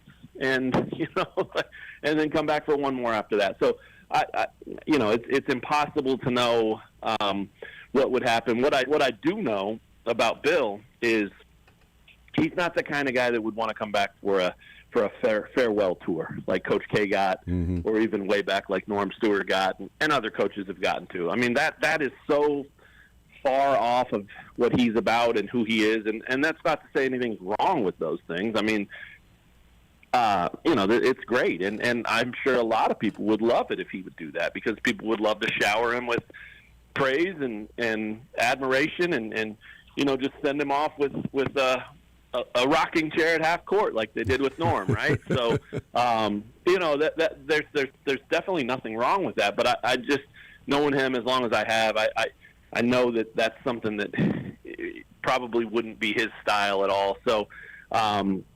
I think if he decides to return now, anything's on the table. It could be for one season, and he could know it, and Travis Goff could know it, and they could all just operate with that being the case and not tell anybody. Or he could treat it as a year-to-year thing and say, let's see where we're at next year and do the whole thing again. But, one way or the other, it's we're reaching the end. There's no question about that, and he knows that. And he loves coaching, and so it's going to be a hard thing. I mean, it's important to move quickly because of what the timeline means to KU and what it means to next year and next season and the players on this team, all that. So there is an element of needing to move quickly a little bit, but I can't imagine anyone at KU is going to push him on this and tell him, hey, you know, you've only been the face of this university for the last 23 years. But gosh, we need a decision now, damn it. You know, like nothing. You got 48 hours. Going to happen. right. So I think he'll get as much time as he needs. The other thing I know that everybody should know if you've been paying attention, but I certainly have heard more maybe than most is that this guy does not want to see KU slip after he's gone, whether that's next year or 5 years from now. I mean, he wants to leave this place whenever he does leave this place in as good a position as he can leave it so that Kansas basketball can move forward, continuing to be what Kansas basketball is and has been. And, you know, I don't think anybody expects that the next guy will be better than Bill or better than Roy, right? But there's definitely the expectation that the ship can, or the train can keep rolling and Kansas basketball can continue to be what it is. And so I know that's important to him. And because of that, the timeline probably does play a little more in KU's favor, whether that means they got to figure out transfer portal stuff or a hire, or, you know, just put it all to bed and say he's coming back and we're happy about it. So a lot up in the air, but I do still think he probably woke up today undecided. Yeah, the Matt Tate's our guest, R1S1 Way of the Wheat. I want to ask you if there's a middle ground decision for Bill Self. And what I mean by that is like all or nothing, you know, no gray area. The black and white is stepping down, retiring, or I'm returning. Is there a middle ground? You've known him for a long time, and obviously he's as competitive as it gets, right? Is there a middle ground to where Bill Self can say, maybe I don't step down right now. I'm not saying it's a farewell tour for 1 year, but can I feel like I'm coaching at a high level while dialing it back in terms of the hours that I'm in there and the stress and pressure that I'm putting on myself and my health by doing that? Is there a way I could get the best of both worlds, be healthier while still coaching at Kansas? Let me try that for a year. And if it works, hey, awesome, let's keep rolling. If it doesn't, then I do need to step down. Is there a middle ground for Bill Self that, hey, maybe I can dial this back a little bit and still be the head coach? Or is he all or nothing? Yeah, I love that theory for sure, and I think a lot of people would love it, and I think a lot of people would love it if he was listening right now and he heard you say it, because I do think there's something to that. The thing that jumps out to me most about that, and I'm working on a story kind of relating to that right now. I think what you just kind of spelled out is adding a GM. I mean, I think that would help, right? Like, and he's gone on record talking about really no need or desire to have a GM. So if he thought that, okay, I can bring a GM in and it prolongs my career and takes a little off my plate and a little stress away from me, yeah, I guess I'll do that now. I don't really want to quit. You know, if that's how he was feeling, then I think he would add a GM. It would have to be a tried and true, trusted advisor and somebody that he's willing to, you know, see some control to, which is part of the reason he's never done it. Flip that around, and I'm not so sure that Bill Self wouldn't be a great GM. Oh, yeah, I don't know that that's the way he would want to go here, but what if he found a head coach that he liked? What if Jeremy Case was the head coach that he liked? And Jeremy Case is young, and he has no head coaching experience. Everyone believes he's going to be terrific someday. Well, you know, so there's a lot of shortcomings that Jeremy has right now. But what if Jeremy still was recruiting at Kansas? What if he still had Bill Self on his quote-unquote staff as the GM? And what if he said, look, there's nothing changing. I'm just the guy running practice. I'm just the guy yelling at refs. Coach is still here. You guys should still come and get his wisdom and develop from him and all that. You know, that's such a long shot, and it's some harebrained idea that I've dreamt up, but it does relate to your point about a middle ground. I think that it would be an incredible way for Self to stay involved and maybe a new challenge. You hear coaches his age or people his age talk all the time about, I want a new challenge. Well, that is a new challenge. And the cool thing about sliding into sort of a GM role would be exactly what I just said. I mean, he doesn't have to run practice. He doesn't have to be the guy that flips his lid at players or at officials or any of that. I mean, some of the stress, I think, would come down. And, hell, I think he could even spend, you know, half the year not even traveling with the team. Because if you're a GM, so much of it is scouting and watching other teams, watching other players. and being ready for the portal when it hits and all of that stuff. And I think that could be a really fun challenge for him, and I think it's something he would do very, very well. And I think that, you know, if someone threw that out at him and KU was willing to do it, especially with someone like Jeremy Case that he, you know, has such a love for and would love to see get an opportunity like this, yeah, crazier things happen. I don't expect that to happen, but again, when you're covering something like this, you bend and twist your head in the wind and just try to think of any weird angles that you can think of that might make sense or be kind of cool to read about, and that's one. And I do think, and you have to agree, I guess, but I think that's kind of the middle ground you're talking about, Meg, right? Yeah, and that may be the case, you know, or, you know, hey, how do you get the best of both worlds of bring your family closer and get a GM? You know, Tyler Self was the GM of the Austin Spurs, you know, for a little bit. There you go. Maybe that that's would be wild. Yeah, that'd be wild. I mean, hire a GM and it's Tyler, you know. Right. that would be a hell of a story. And, you know, Chase Buford is another guy that has some real, you know, GM type qualities. Obviously, he's from good GM stock, right? With his father, but he's got NBA experience. He's got G League head coaching experience. He was here with Kansas for a little while. Obviously, played here. You know, another guy that's worth throwing the name around. And another guy I love is Nick Collison. I think Nick Collison would be a fantastic. He's not a Self guy, and so maybe this extends beyond Self. I do think if Bill is done, if he decides that, you know, my family and my health, all signs point to this has to be it for me, I'm stepping down. I don't know this. No one has told me this, but I believe it to be true. I think that opens the door for whoever the next coach is to have a GM at Kansas. And I think that could be a really, really good thing for the program and a really good thing for the future of Kansas basketball.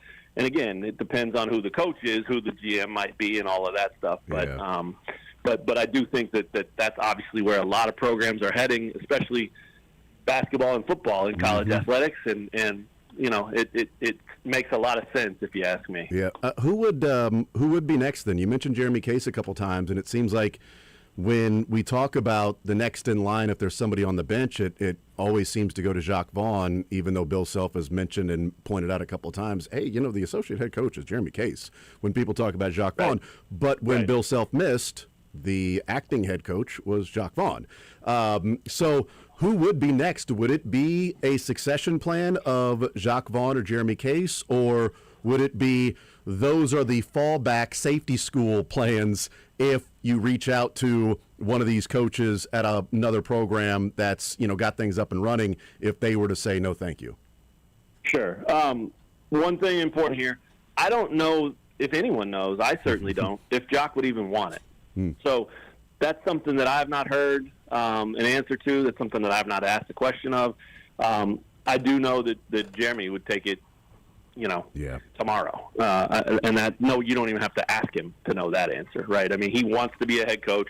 He went to school here. He's been a loyal Bill Self assistant and learned from him for all these years. He would take it and not even think twice. So, you know, whether they're in the mix or not, again, Jacques may not even be interested, and so there may be a lot of chatter about that for no real reason. He may, though. I mean, it's his alma mater, too. Yeah. He did come back. His wife's from Lawrence. They seem to be very happy being back in the area. Maybe he would love it. So having said that, I don't think that either would be a first option. I mean, there's just too many names out there, and it's just too good of a job to not open it up and be willing to take anybody that shows interest in it. You know, maybe Greg Popovich wants to come back, and then you take him, right? No, I'm kidding. You wouldn't do that. But I do think that you can't limit yourself to ties to the family. You can't limit yourself to in-house hire or promotion. I think that just like you're seeing with North Carolina and that job, which actually is open, there's a lot of really good names on that list. And I do think there's some crossover. I think a lot of the national talk is that, well, it's the same list. Yeah. Kansas and Carolina would have the same list, and I think that's misguided. I don't think that's true. I mean, I think there's some crossover. 3 or 4 names that you're seeing pop up there are probably very, very much alive here if this were to come open. But there's also 3 or 4 names on that Carolina list that I don't think would have a chance here. So for one reason or another. So Are there any names specifically that you're talking about that are on that list that you're like, yeah, that's not going to work? Yeah, and it could go both ways, right? I mean, it certainly could be a situation where maybe the school where this person is at isn't going to let him go. I mean, that could be Todd Golden. Yeah. I also don't know that Todd Golden's a great fit for Kansas. So it may be moot. Florida may not let him go, and even if KU wanted him, it may not matter. And even if he was attainable, I'm not sure he's a great fit for KU. Is KU willing to pay $16 million? Yeah, right. I mean, it's and a $16 million buyout for Todd Golden. That is that. Now we're finally talking college football numbers when we're talking about college basketball. Who knew this is what it would take, right? That's $10 million more than the record in college basketball for a coach buyout to hire somebody, and that was Darren DeVries at Indiana. They paid West Virginia $6 million. Is a school willing to go, $10 million more than that just a couple of years later to get Todd Golden? I doubt. I don't think KU can. I don't think they can. I mean, I think KU may be better than any school in the country. Is committed to resources being there for basketball at all costs, whatever it takes. I don't think that would be included in that. I think an $18 million buyout is insane. All due respect to our friends down the road and Jerome Tang and that whole mess. I think it's insane. So, if Kansas feels like Todd Golden has to be the guy, I suppose they may find the money, but I don't think that would be anybody's first choice to do this. So obviously, I think everybody's first choice would be that Bill's back. And it's funny because there's been a lot of fans that have been very critical of Bill Self the last 2 or 3 years, and I'm not saying he's above criticism. He certainly earned his share of it and deserves as much as anybody. I mean, he's not perfect, but it's funny watching so many of those fans, and I'm talking primarily social media. So many of those fans that have been hammering him for the last 3 or 4 years, really hoping he doesn't go anywhere right now. It's kind of a reminder of how good KU has it and has had it. And even though the last few years haven't been great by Kansas standards, or certainly not great in the eyes of fans, you could be a heck of a lot worse off. That's for sure. So it's a big off season, not just because of Self, but with or without him, the roster's got a whole. Mm-hmm. New look coming, I think, too. And I think that's just the world we live in. I mean, I think that every year you're going to talk about minimum of 5 or 6 new faces, and probably more like 7, 8, 9, 10 every year. And that's what we've seen the last couple of years, certainly. And I think that's probably what would happen here with or without Self. Do you last one, and then I'll get your prediction if you want to throw it out there as to what he'll do. But when you mention the resources for the program, is there a chance Bill stays on as the head coach until they look at and say full resources in the athletic department can finally be allotted to not renovations, phase 2, Allen Fieldhouse stuff, to where it's okay, now this money can go to whether that's rev sharing, or you're not asking for alumni to write checks and help out from that standpoint to raise money for those new renovations and the Gateway project and the upgrades there to Allen, that, okay, now that's behind you. Now we can get back into the full resources that would be there that maybe other schools are throwing at the roster. Not that KU couldn't afford the players, because they got Darren Peterson and they've got TK coming in and maybe Stokes. Right. But is there a chance he stays around until some of those things are done and it's okay, that's behind you now, and the next coach will be able to slide right in and not have to worry about the different cut up pieces of the pie that won't be there anymore? Yeah, I mean, I think in a perfect world he would love that. There's no doubt about it. But again, we're talking about health being the primary reason here. So if it's a health decision, those things aren't going to factor in. I really don't think so. I mean, they may make it a little harder decision, but if ultimately he decides, or his family and him decide, that the best move is to hang it up and call it a career, then none of that other stuff's going to overshadow the main ingredient there, which is obviously his health and his well-being, and that's how it should be. I mean, far be it from me to tell universities and athletic directors and everybody how to run their show, but man, if you're not understanding that this man's future and his own personal health are the most important thing, then you are the reason that college athletics has this ugly name behind it now, right? Because that's got to be number one. I mean, he's asked his family to sacrifice a whole lot, and they've happily done it. But, you go back to Oral Roberts and Tulsa and Illinois and Kansas and moving around so much during that stretch. They settled here for 23 years, and it's obviously been a lot of fun for them. But, he still had his family sacrifice quite a bit, and he's got grandchildren now and the whole bit. So, the expectation and the hope and everybody's desire, I'm sure, is for him to, be a really, really fun Grandpa Bill and do it for another 20, 25 years, if not more, and enjoy everything that he's earned. Yeah. So, I think that all makes sense. And again, in a perfect world, he would line it up exactly like you just outlined it and make it as easy as possible on the administration and the university and whoever follows him. But unfortunately, it's far from a perfect world. And so if it's a health thing only, he's going to make the health decision. This is only gut feeling, so not that you're reporting anything or anything like that. So we always want to make full clear on that one. But right now, are you leaning one way or another, 51%, 49% returning, or stepping down, retiring?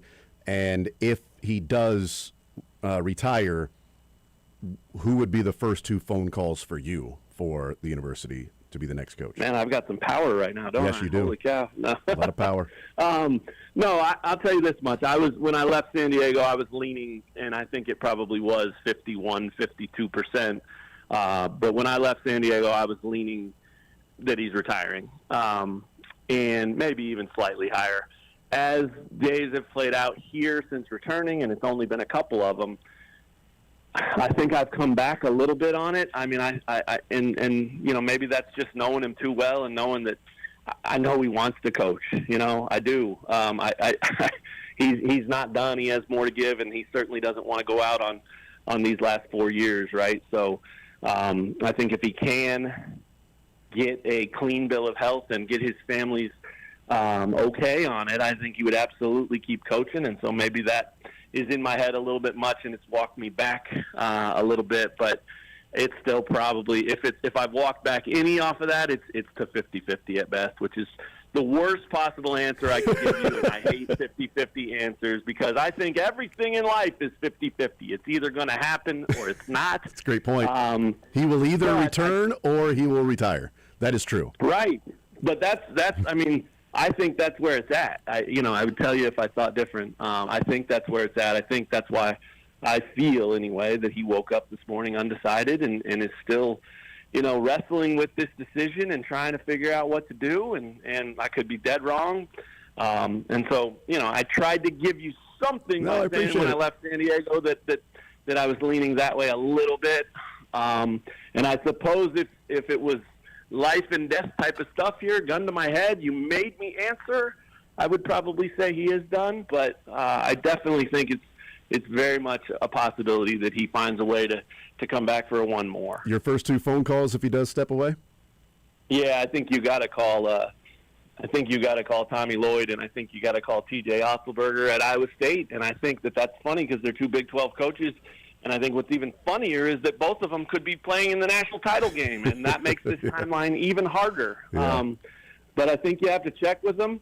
The one who his name is certainly being mentioned, and maybe he's considered a bit of a dark horse, but man, I don't know that he should be. And the more that I think about it, the more that I continue to just feel like, boy, he seems like a Travis Goff guy, and that's Ben McCollum, man. He's obviously won everywhere he's been. He's very, very clearly capable of doing the job, and I think he would be a really good fit here, and I think he would be embraced here. So Tommy Lloyd may not be attainable. Yeah. Arizona may not let him go. TJ may not want to leave Iowa State, and Florida may not let Todd Golden go. Who else is on there? Dusty May. I heard a lot about Dusty May and Michigan and him really liking it there. Not just because he likes Michigan, but because Michigan's a football school and the spotlight's not on him as much there. The spotlight would be on him here. So maybe he's not a guy that wants to come here. And the farther you go down that list, the more McCollum looks like a guy that would be like, wow, that's a really good hire. So, that's not to say you would take him over any of those other guys, but Travis Goff has shown he's really good at doing hires. And, some of those have been, Olympic-type sports. Obviously, he did hire Lance Leipold, and he deserves a lot of credit for bringing that guy here. So he can do it in the major sports, too. He has a process after he hired Lance. I kind of detailed the process, what it looks like, what it involves, what goes into it, who's involved with him. It's the same for every sport, and it's something he's, really believed in throughout his career, something he learned from Jim Phillips, who's now the ACC commissioner, and he was with him at Northwestern. And so if this comes to that, Travis is going to work his process. And what I believe happens in those processes a lot of times is you end up landing on a guy that looks just like Ben McCollum. So that's so far down the road, and we got ahead of ourselves there. But I think KU could do way worse than him. Yeah, I'll throw one more in there, and then we'll let you go. Sean Miller at Texas, a guy that he's won everywhere he's went, and the reason he got fired at Arizona is the same stuff that was going on with Bill Self and the FBI, and now we find out, well, yeah, but you can do that now. That's not even against the rules anymore. Everything. And look what he's proven to everybody, right? They had a pretty crappy year, I think, but at the same time, he wins in the tournament. Winning time. I mean, he's been to the tournament a lot, and only a couple times has he lost in the first round. He's been the Elite Eight, second weekends a lot. With Xavier second weekend. So, we'll see. Those are a lot of names out there, and maybe all of them are moot because it could be next year we're talking about Bill Self. Matt Tate, R1S1. Right. Look, a lot of those names will be on there next year, too. That's a good point, and I'll tell you another one that I don't know that he would even want to be on the list, but I think he would get a phone call in terms of just at the very least talking to him about the job, and maybe not even in terms of him wanting it or offering it to him or even exploring that. But Brett Ballard, man. Love it. Brett Ballard is one hell of a basketball coach, and he's as good as it gets at the D2 level. He obviously played for Roy and worked for Self. He loves KU.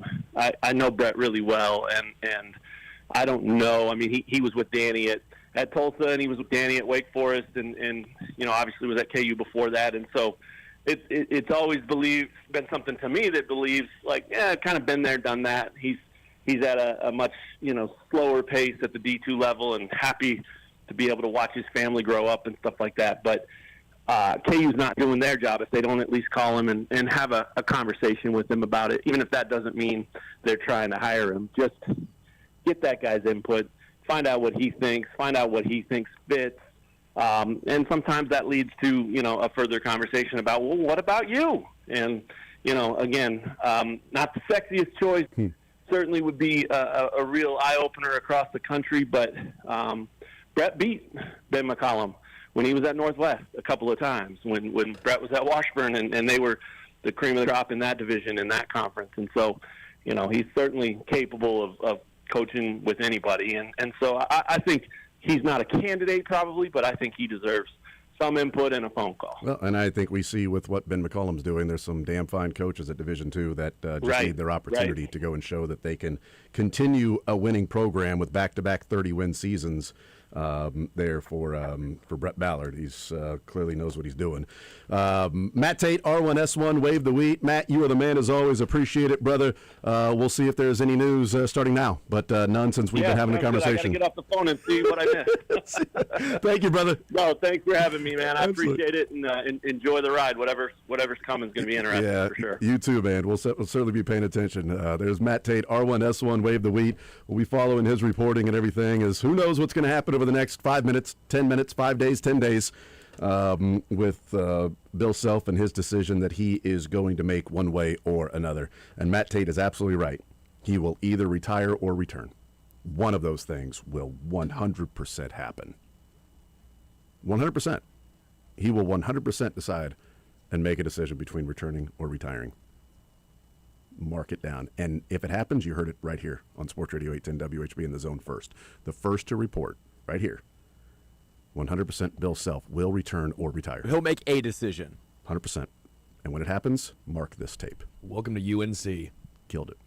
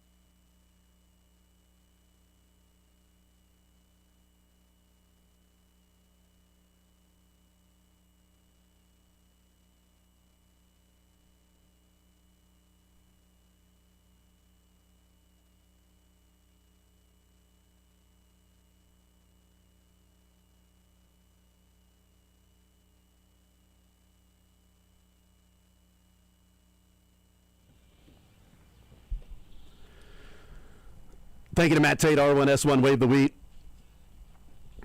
I do wonder if Bill Self would be able to dial it back even a little bit and say, you know what, I'm still going to coach, but I'm going to try to coach by not having as stressful moments in the games and be yelling as much and putting in the 18-hour days during the season to get to that level to then lose in the first round. Like, was it all worth it, or can you go Bruce Arians, win, lose, we booze, and you fire a coach if he's not going to his kids' Little League games and is at the office at night.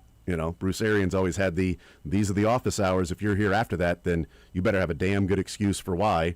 And if you're missing anything, I'll find out. And, you're going to get in trouble from that standpoint. Like, you are not going to have your whole life be this. And they won a Super Bowl doing that. Okay, so there are many different ways to do that. Jim Harbaugh, he runs a rat race. Who's the first in the office and the last to leave? That's how you prove your worth to Jim Harbaugh. You may not be doing anything, but the lights in your office and your car better be in the parking lot early, and they're late. That's your life. Win or lose, we still booze. That's more or less my... Yes, and that's just your life motto, not necessarily if you're going to be a good coach or anything like that. Correct, yeah. But I'm not saying Bill Self is Jim Harbaugh. I don't think he's Bruce Arians either. I think there's probably a middle ground to Bill Self and what he does. But is there even a dial it back a little bit more of, no, I love coaching. It's my passion. It's my life. It's what I do. I don't know what I would do if I didn't. I tried that. Not even tried it, but I had to do it for a little bit. And I woke up and took a walk, and then what? Sit around, Did a puzzle. Yeah, right. The crossword, and then watch some Netflix, and, I'm caught up on all my series. Now what? Okay, go for another walk. Rock MLB The Show, play some 2K, not on PlayStation because it always has glitches and you can't even get it to play because it's a terrible game. Whatever you might do. Or can I find the happy medium where I'm not as stressed and screaming and yelling and putting the stress on my heart while doing what I love to do, while knowing that I'm going to be around for another 20 years for my grandkids. Because that's a new lease on life. Like we talked about Sterling, he got a new lease on his coaching life when he did that and was like, I have no thoughts of retiring now. I saw what that was like. No, thank you. I thought maybe it'd be around the corner, not anymore. You have kids and you want to live long enough to see them grow up. Then you have grandkids and it's like, oh wait, now I'm starting over. Now I want to make sure I'm here to watch them grow up. Well, can you do that while putting the stress on the heart? It's his decision, and it's his family's decision. Point remains, even if he comes back, it's not going to sound like for a long, long time. So you have to start at least thinking about what's the future look like, and again, whether that's Jacques Vaughn or someone else, you have to at least start going down that path. Mm-hmm. It's just going to be a weird spot for Kansas, especially with a new iteration of NIL, and expectations are high, and you're no longer going to get 5 years if you get a coach. You're not getting 5 years if you struggle. Even if you make the tournament all 5, you have to at least probably get to a Elite 8 or a Sweet 16 to keep it. I mean, hell, we saw what happened with Hubert Davis with UNC. Made it to a championship. He still got fired. Yeah, there was some other iterations and reasons why he was let go, as far as the program wasn't trending the correct way, but it's a weird spot. Now, there's no. If you go to K-State, Casey Alexander's going to have a little bit of time. Yes, he should. Unless you make an Elite 8 your first year, then expectations change. Yeah. I mean, that was maybe the worst thing for Jerome Tang. I mean, again, it got bad quick, and it got bad quick. Mm-hmm. That's why I've said with Dennis Gates at Missouri, he's done a fine job. That's why I'm not anywhere near. If Dennis would have made an Elite 8 his first year, and then all of a sudden done this, we'd say that's a letdown. That's disappointing. I would say if he made an Elite 8 his first year and then made the tournament 2 of the next 3 years, or had a rough year that next year and then made the tournament back-to-back years, got upset by an 11, was a 10, lost to a 7, I would be way more optimistic because, hey, he's proven he can do it in the tournament. It just hasn't gone his favor the last couple of times. Sure. But it's there, and he's proven he can do that, as opposed to he won the first-round game and then lost to a 15, and he's lost by double digits every single one of the losses in the tournament, and March has been awful. That's where the jury's really still out on Dennis Gates. Yeah, and I do wonder what are expectations for Casey Alexander? How what do they look like at K-State? How quickly do you have to get this thing turned around? How quickly do you have to make a tournament? How quickly do you have to make a I'd say make a tournament the first couple of years. Like, if not in the 27 tournament, you need to be there in the 28 tournament. I think winning 20 games and making a tournament for a power program is bare minimum. It's bare. I mean, and that's not Should even be. that's not even when we talk about when they're about to expand it. Then it's a of course then it's a requirement. But if they we- expand it, it's a requirement to make the we tournament. say that every Sorry. year, but then there's teams like Oklahoma, LSU, yeah. Ole Miss. I mean, I'm not saying those Right, for sure. those are your peers, but West But Ole Virginia. Miss was in the second weekend last year. Cincinnati, yeah, but there's no consistency. Those are Yeah. the one-offs. Yeah. Those are the one-offs. I mean, if Chris Beard is there for, I mean, it's just AJ Store. You just can't bring in AJ Store and make a run. in the tournament. Apparently, it's AJ Store. That's what it is. They learned. Yeah, they did. You need to go to another store, not the AJ one. You know, find somebody else. Go shopping at a different place. Yeah, I mean, we'll see what happens. But I think Casey Alexander, at least the first couple of years, make a tournament, and then continue to build and show that there's progress in taking what you were able to do at Belmont, a smaller school with developing players, without the resources and the funds to go and have NIL for better players and retain some of those players, and turn that into wins and a fun style of winning. And I've said this. You have to give him the same resources you gave Jerome Tang. I think he may get more. Because I know the first couple of years you're still stung from the buyout and the money that Jerome Tang is going to eventually get. I understand it's not going to be palatable to say, well, let's just keep putting more and more money into this. Well, they're not giving it to him right now.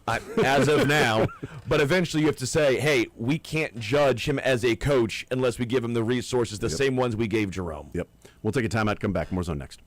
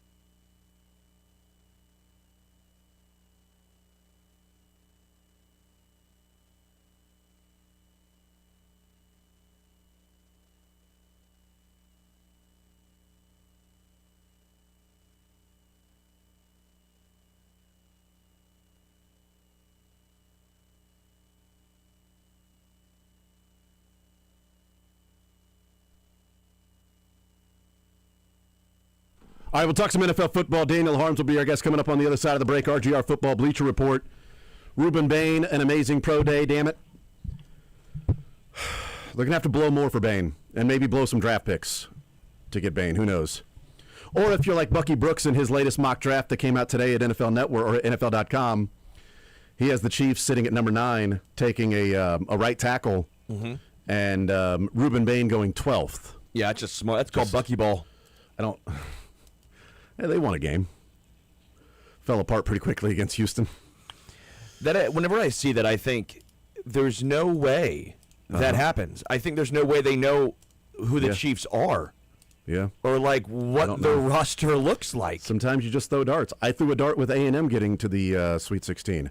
My daughter has Iowa in the Elite 8. My son has Nebraska.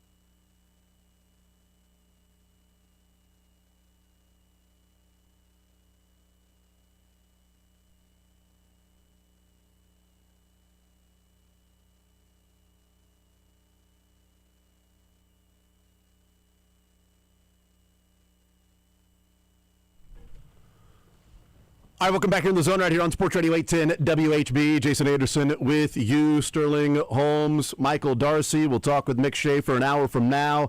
Now let's talk to our man from RGR Football, Bleacher Report. It is Daniel Harms joining us here on a Wednesday. Daniel, what's up, brother? How you feeling?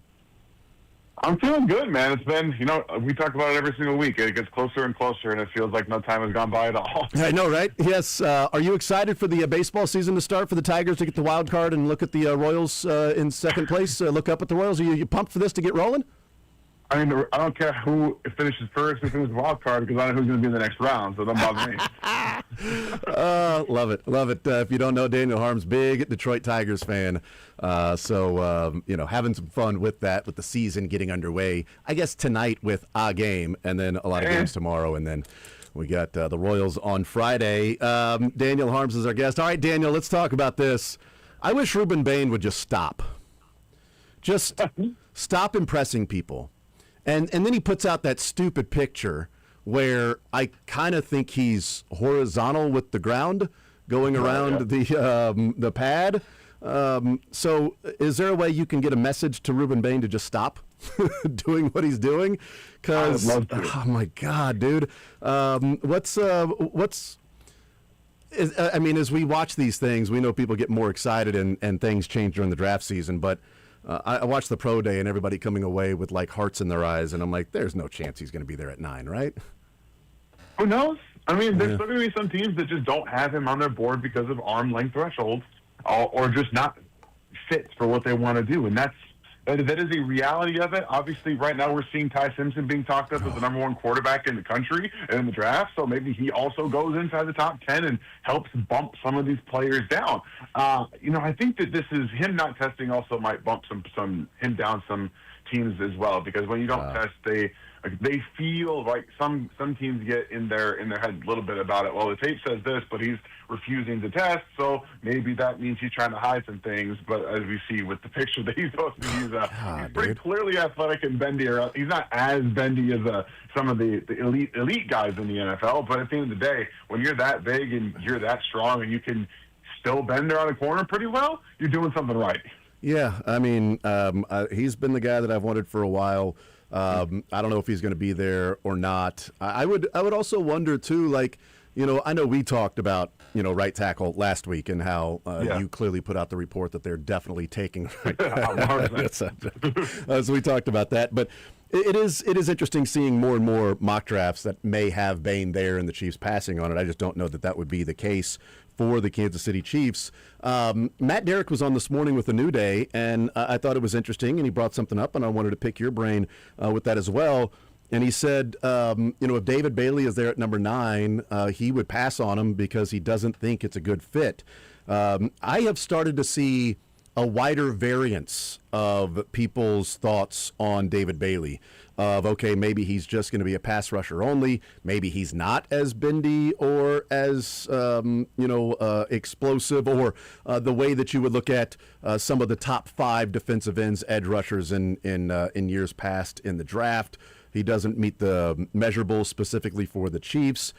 If he's there at number 9 and Reese is gone, and let's just say, Bain specifically is gone, do the Chiefs go David Bailey, or is it one of those to where he doesn't fit what they want to do and it's not a good match, and maybe he's not as good as his biggest believers would make you think he is? So this is a little bit twofold for me. I love the player. I think he's a really good player. Obviously, he's one of the best pass rushers in the class. But like you said, he's actually not as bendy. Like, he doesn't have great ankle flexion.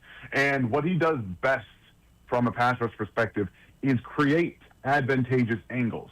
And depending on where you're rushing from, you can create a straight line to the quarterback. I think he's one of the best that I've watched over the past couple of years at creating that straight line wherever he's lined up to the quarterback, whether it's hand movements, whether it's using the little bit of a shoulder shimmy to create space in between the B gap, or it's just exploding off the football and then just kind of angling himself towards the quarterback, where he's really, really good at finding different ways to do that. It's really where he's best. And if you watched him most of the season last year, he wasn't a great run defender either. But as it got closer to the end of the season, I think when the game started mattering a little bit more for Texas Tech, when he started to see the end of the season, I think he played more physically and a bit better against the run. But it didn't make him a great run defender. It just, we saw finally him be more physical, which is what his game actually needs if he's going to round out and be an every down player in the NFL. If the Chiefs were going to play a 3-4 defense, sign me up. I see that. Absolutely sign me up, because I think he profiles as an excellent outside linebacker. But again, nickel is predominantly what is played at the NFL, most places, right? So he still will be a defensive end in those nickel packages. But when we talk about being able to hold up against the run and be able to maybe grow as a pass rusher with more athletic ability, we know he's explosive. He has good hands. Again, he creates those angles. I'm not 100% sold that he would be the fit in Kansas City specifically, because I'm not sure he can be that every down defensive end to play 1, 2, 3 downs and then have actual success against the run. And I know that's what everyone's like, well, the Chiefs struggled to rush the passer. Doesn't really matter who's out there in first and second down. Not necessarily. I think that there's an argument to be made that if you bring him in and he's a 50 to 60% of the time player, and you kind of just hope he can get better as a run defender, that like there's some upside there because of the length, because of the body type, and he still has some room to put on weight with his explosiveness. But I do think the Chiefs would go a different route and not take David Bailey. Interesting. Would that lead you to believe that maybe if Bain is sliding, that Bain or Bailey is sliding, that they'd be more likely to trade up for Bain? Like, let's say Bain's taken early, and all of a sudden 7 or 8, David Bailey's there, and it's like, well, the Chiefs should trade up.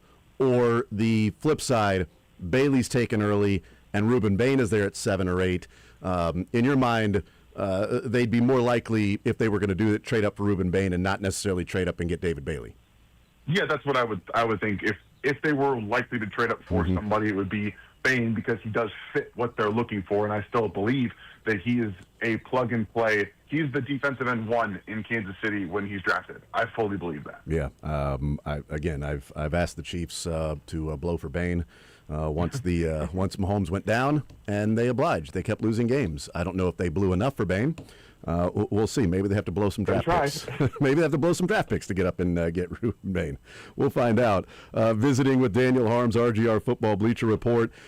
Is there growing buzz about Ty Simpson being the number 1 quarterback in the draft, or it's Dan Orlovsky saying that, and then ESPN then has him on to talk about it and then debate it and then go on other shows to talk about it? So then it creates a debate on shows that he's not even on about Ty Simpson or Fernando Mendoza. Is there actual sort of smoke behind that, or Orlovsky is putting it out there and ESPN is using their machine to then build off that? Yeah, I think this is a little bit of both, in the same sense where scouts, when you watch Ty Simpson, he does a lot more quote-unquote NFL quarterbacking, right, where he's not running a ton of 50% RPOs. Like, and when you watch Fernando Mendoza in Indiana's offense, there's a ton of RPOs, right? While that's NFL, it's not going through your reads, it's not setting protections, which if you actually watch Fernando Mendoza in the games that not only matter, but when he was asked to go win a football game and call the offense, that is NFL quarterbacking at its finest, and he was spectacular when asked to do it. Ball placement was on point. You go watch the Penn State game. He had to drive down the field, go win, and just a game-winning drive where he was basically empty the entire time. He was sliding everybody up. He was calling plays on his own and delivering the football in pinpoint locations on the sideline, up in the air, into the end zone.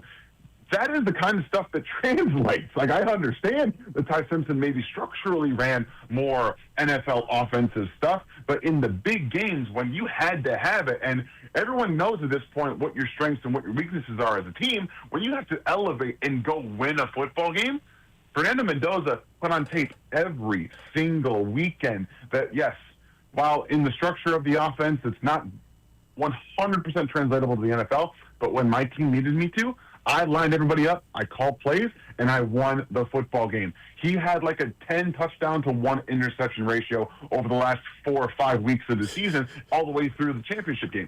But you don't see a lot of guys that are able to do those in the big, high-leverage moments all the way through, and no offense to Indiana, at a place like Indiana. Yeah, I really hope that somebody in the top 10 falls in love with Ty Simpson. Oh, man, I really hope that. Me too. It would be amazing if that happened and helped push one other prospect down the board. That would be awesome if that was the case. I don't think that's going to take place. But you mentioned there with what you saw from Mendoza versus, Ty Simpson as the season went along and some of the production that wasn't there. I want to bring this up in terms of an overall prospect scout. If you look at a Ruben Bain or a Mesidor, David Bailey, we look at cornerbacks that you've done a great job of breaking down and scouting and ranking and doing some of those things. Wide receivers I've looked at in the past, of wide receivers that have become all-pro, what they did in college, there is a direct correlation between having a lot of success in college for at least their senior year or last year, most of the time for a couple of years, and then that being something in the NFL. Very rarely do you see a guy that didn't perform to a high level with production from a wide receiver standpoint in college to then translate to the NFL. How much as you look at these things, is it, okay, maybe the measurables aren't there, but good God, the guy just continues to produce, and either he gets sacks or pressures, or the guy's picking the quarterback off, and maybe he's not the fastest guy or doesn't jump the highest, but for whatever reason, the guy continues to get interceptions versus the measurables of, the production wasn't necessarily there, but the guy runs a freaking 4.25 and has an arm length of somebody who's 6'7" and jumps 40 inches. Like, we're going to make sure he gets production in the NFL. Yeah, this is honestly one of the more difficult parts about scouting, because even on the outside, for a guy like me, who we don't always know exactly what they're being asked to do. One of the big examples from last year's draft, a little bit in this year's draft too, with a guy like Keldrick Falk. But Shamar Stewart at Texas A&M last year, what was he asked to do? Like, remember, like, you're not necessarily teeing off on the quarterback all the time. You're maybe playing a little bit more four eyes. If you guys don't know what that is, it's where you see the head of the defensive end lined up on the inside shoulder of the tackle. One, that creates far less opportunities to actually win as a pass rusher, because you have to go around the tackle, not just create an angle. You have to now go around him or create a V gap for yourself.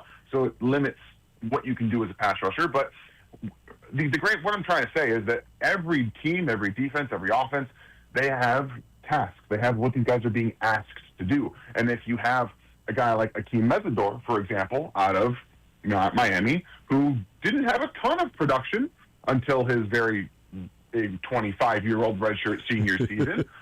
Why is that? Is it because he's bigger, faster, stronger than the 21-year-olds that he's been, going up against in college? Or is it clicked? Has he finally figured out how to use his hands better? His speed to power? Is he timing his jabs better? Are all the tools working for him? So there's a lot that goes into, this guy is an insane athlete, but if the technique isn't there, let's do another real quick example. You look at a guy like Charles Demings out of Stephen F. Austin University. He blew up the combine, and no one really expected him to do that, but then you go watch his tape. One, he's not asked to do a whole lot, but he's really technically not sound. Like, in terms of movements on the field, there's hesitant, jerky movements, which tells me he's thinking too much. He's guessing. He doesn't have a feel for route combinations as they're unfolding, and he's trying to mirror what he sees with the receivers, but also trying to pay attention to the quarterback too much, and you don't have feel for where those routes are going, and you don't necessarily feel how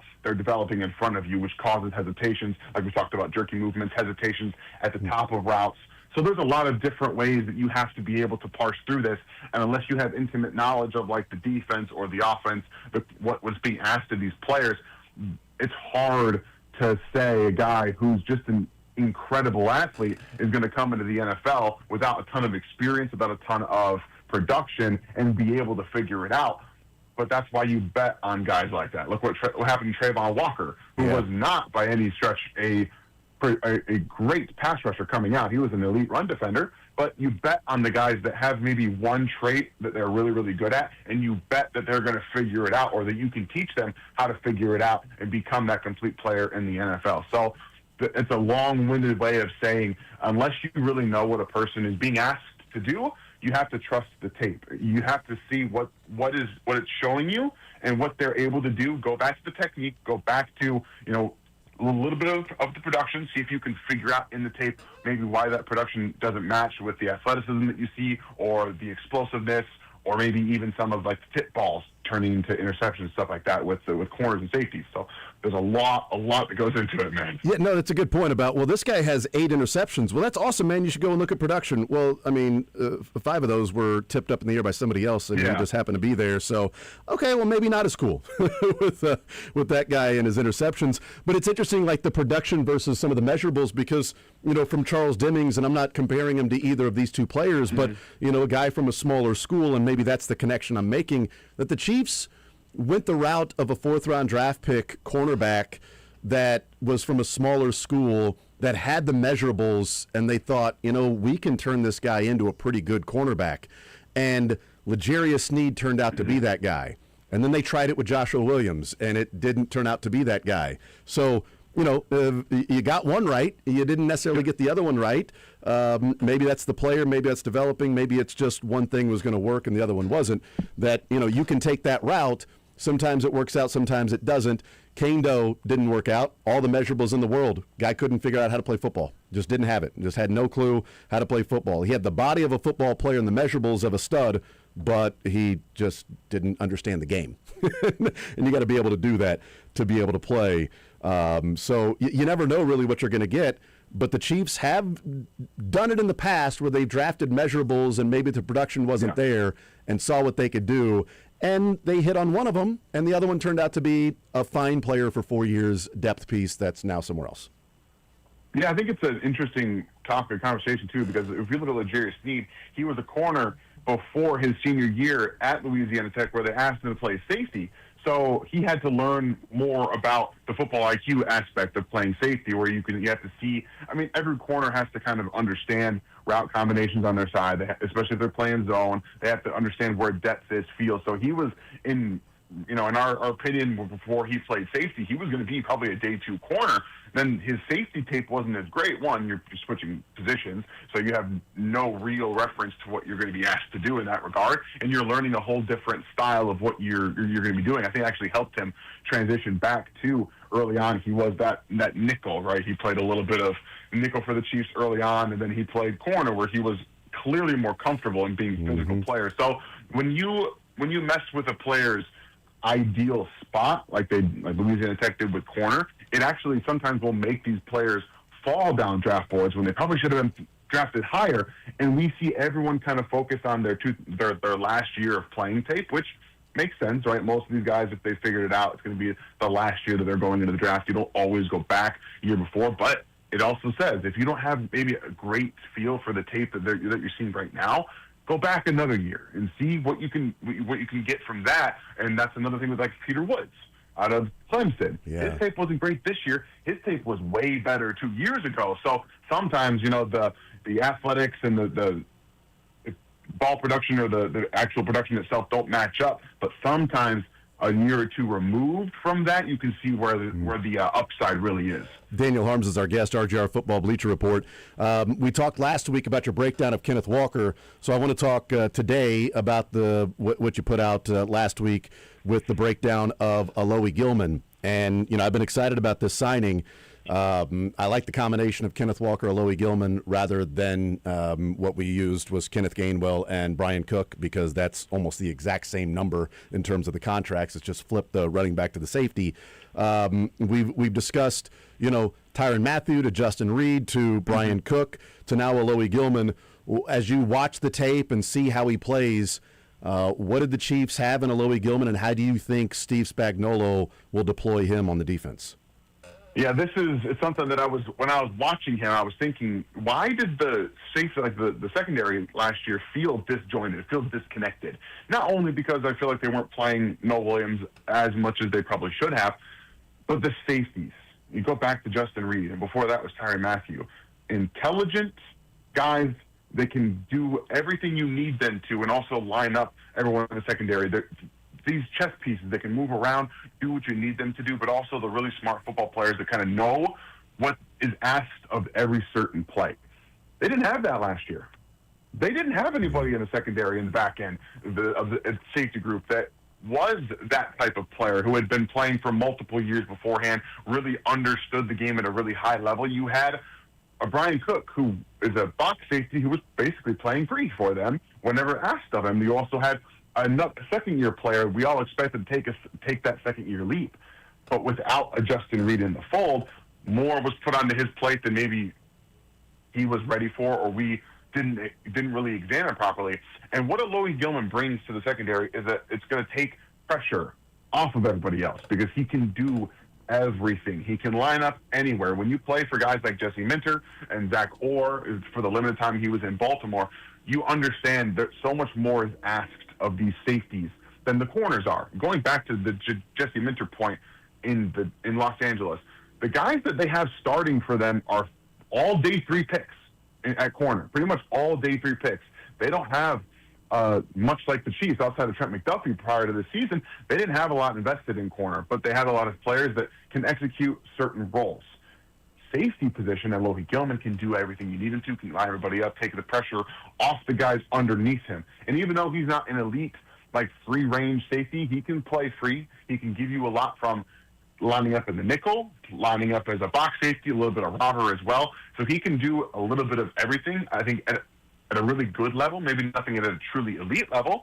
But when you have somebody in the back end that you can trust to unlock everybody else, and that's why I labeled the video the skeleton key, because he can unlock everybody else in the defense, in the secondary. So that's the one thing I think they were missing last year at safety. So them going and getting a guy like Alohi Gilman feels like them understanding we need to have this chess piece or this really intelligent player in the back end that can handle all the different coverage matches or the blitzes, or even just having to take responsibility for a Jaden Hicks or a Tramari Connor. So it was a really unique situation where everything kind of felt disjointed last year, and then you look at the safety room and it's like, oh, they missed Justin Reed a lot more than we thought they were going to, and they bring Alohi Gilman in. Well, and that's where, and we'll let you go, but like in terms of a bigger conversation and why we love having you on, is that, I obviously have a vested interest in this, and I'm biased, but I think that's where we have the local coverage of the teams as opposed to, hey, what's this national person say about it? That's fine to see and hear a national, perspective on a certain player or a team, but like in free agency specifically, when we talk about Brian Cook and Alohi Gilman, I don't think it's just, well, you cover the Chiefs, so you're going to find a way to make a positive spin out of it. But nationally, it would be viewed as, well, the Chiefs got worse from Brian Cook to Alohi Gilman, so they took a step back. Whereas locally, we're going, yeah, maybe that might be the case. We'll find out. But what did the Chiefs need? What were they looking to make themselves better? And while nationally Gilman is a lesser player than Cook, for what the Chiefs need, Gilman probably offers more to their defense than what they were getting from Brian Cook. So it's not just they downgraded there, they got worse. Maybe they got better by a different player, not necessarily a worse player. I agree with that completely, because not only are we going to have to go into a season now where the Chiefs will have to start younger players at corner, how are you going to facilitate that? Just like they've been doing. If you want to facilitate younger players in the secondary, you bring in a guy who can do everything, who you can trust to make sure everyone is where they're supposed to be, to communicate properly. The very first play that I highlighted on that film breakdown was in the low, like the team, the offense on like the 5-yard line, and they're motioning and they're changing the play. And as soon as it starts to motion and change, Gilman is immediately communicating to everybody in the secondary, okay, you need to go here, you need to be here, I'm going to be here. That is exactly the kind of player that they need in the back end to facilitate all of the communication, the football IQ stuff within the play.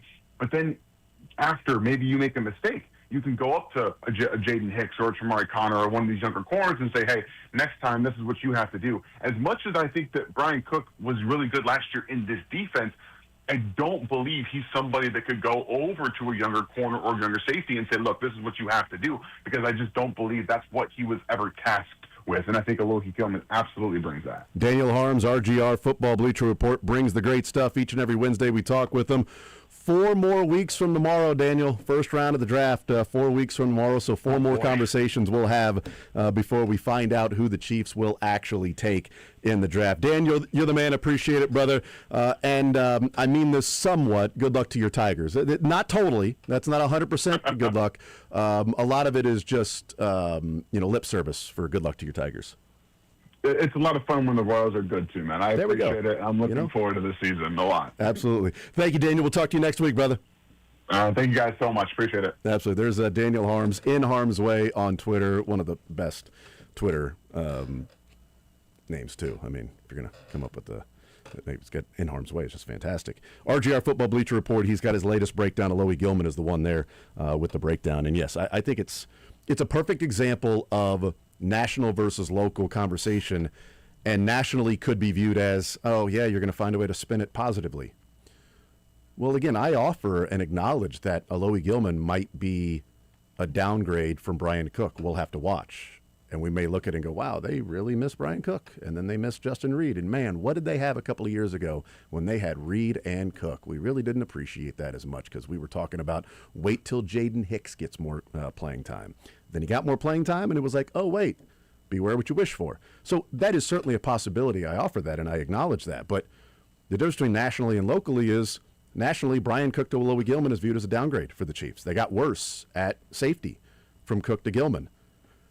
Covering the team, how Spagnuolo utilizes his players, what he needs from his safeties.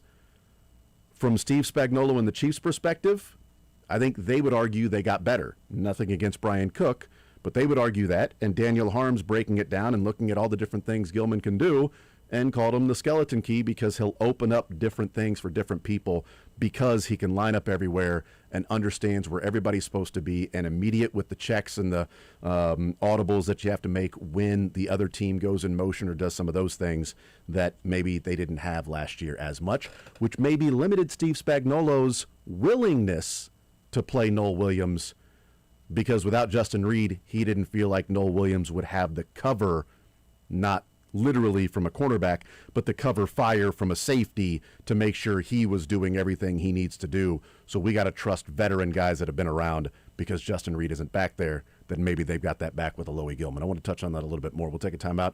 We'll continue rolling more zone next.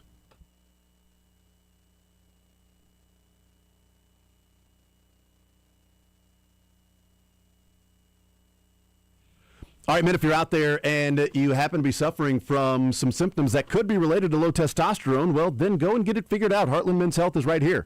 They've got convenient locations around the area to serve you so you can go in and see what your testosterone level is. You could be, having brain fog. It could be just lack of motivation. You could be going to the gym and not seeing results. Sleep is not as good as it maybe once was. Energy levels, all of those things could be lacking, and it could all be related to low testosterone. But not only that, Heartland Men's Health is also helping men go further with 4 targeted body composition plans featuring GH peptides, NAD+, GLP-1, PDA, and more, all designed to boost energy, support metabolism, enhance recovery, and accelerate the fat loss. And with low T treatments, combined with the body composition programs, most men notice real improvements, more energy, better focus, improved sleep, stronger workouts, and often, an increased libido that goes along with those things. Heartland Men's Health, right here to help you. Simply schedule a consult with Heartland Men's Health. They'll do your lab work with you, have your results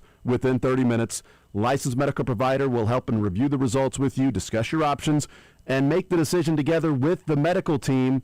That cost is $99, but that includes a medical consult fee and that PSA test we talk about all the time. And if you sign up for testosterone treatment the day of your appointment, your visit, it is free. Heartland Men's Health, successfully treating men in the Kansas City area. 3 locations, as I said, to serve you. Overland Park, Independence between Blue Springs and Lee Summit, and North Kansas City. Call them today at 844-447-6600. Tell them you heard about it right here on Sports Radio 810 WHB, 844-447-6600, or visit heartlandmenshealth.com. Featured therapies are compounded and have not been evaluated nor approved by the FDA. Provider prescription required. See website for details.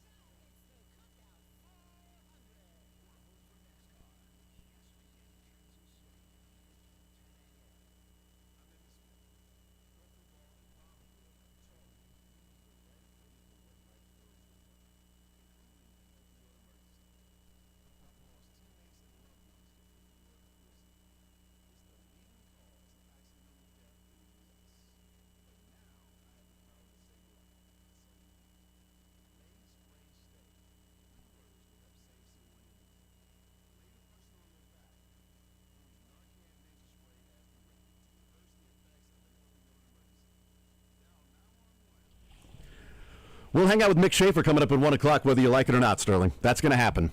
That will happen. I'm excited for it. Oh, good. All right, you're the one.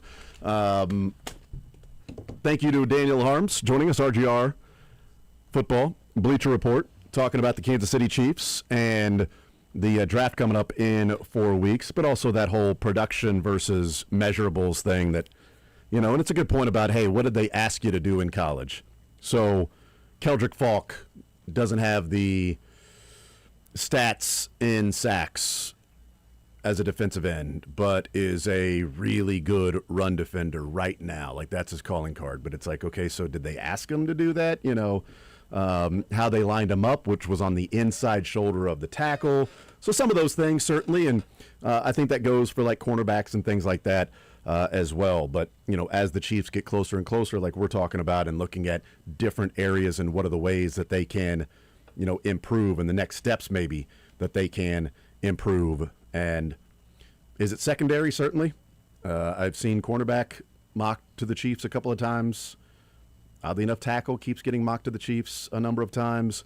But, man, that picture of Reuben Bain that he put out, and I know that, you can take a still shot, but, man, he's so low to the ground, and his ankles are like at 90 degrees. It's like Joshua Jefferson's ankle, but, healthy and on purpose.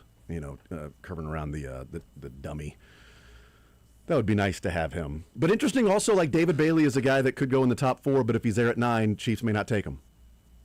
Matt Derrick this morning saying it's not a fit. He would pass on him at number 9. And then, Daniel Harms saying if he's there at number 9, if the Chiefs ran a 3-4, yeah, great. Now, most everybody's going to run a nickel anyway, so then that 3-4 outside linebacker slides down to be an edge rusher or defensive end anyway. So, you've got that. But, is it necessarily what the Chiefs are going to utilize as opposed to, okay, Bain's the guy? Like, they'd be more likely to trade up at number 7 for Bain than they would for Bailey if one of those guys fell. The issue is they're almost pigeonholed. This is the closest we've seen the Chiefs almost needing to draft a position in the Brett Veach era. Because normally you go in, and again, you technically don't, because you technically would have 2 starters in Karlaftis and Gelati, I guess. But, I mean, your top 3 guys are Karlaftis, Gelati, and FAU. Yeah. Is that good or not? It's not ideal. It's suboptimal right now. I mean, that's about, just to put in perspective of how hilarious it is, on ESPN's depth chart, which, again, grain of salt, all that stuff, they have the backup to FAU as Cooper McDonald. They have the linebacker because they have no one. Yeah. That's where the edge situation currently lies for KC. I'm surprised, shocked even. I will go as far as to say shocked that the Chiefs have not brought in someone else. Now, is Cam Jordan, is he going to be the guy? He's 37. Mike Dana is probably a top 3 free agent option as far as fit to bring back. And I think we saw what that is.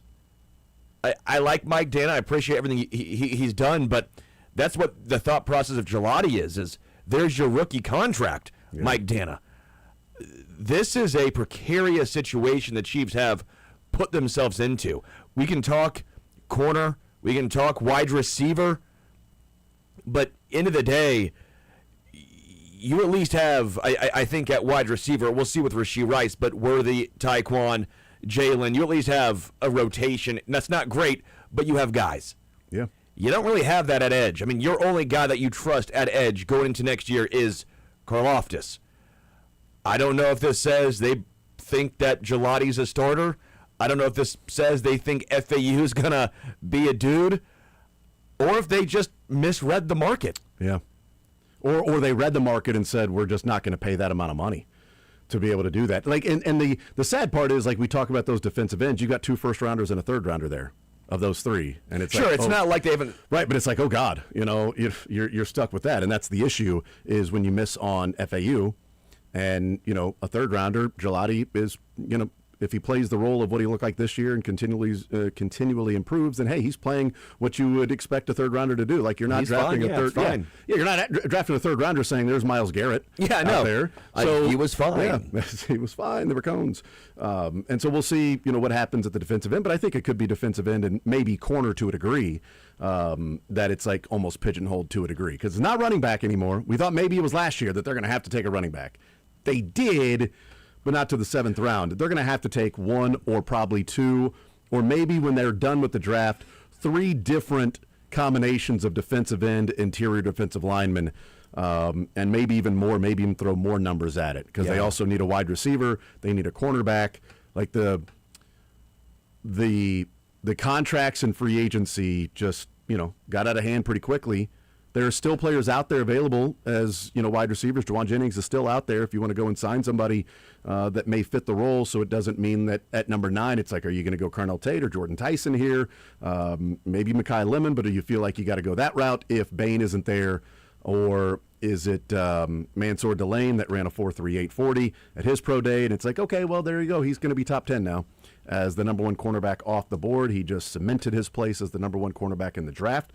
Is that where you go at number 9 and say, we got our guy there to line up opposite Noel Williams for the next 4 years, 3-4 years, and we're good from that standpoint?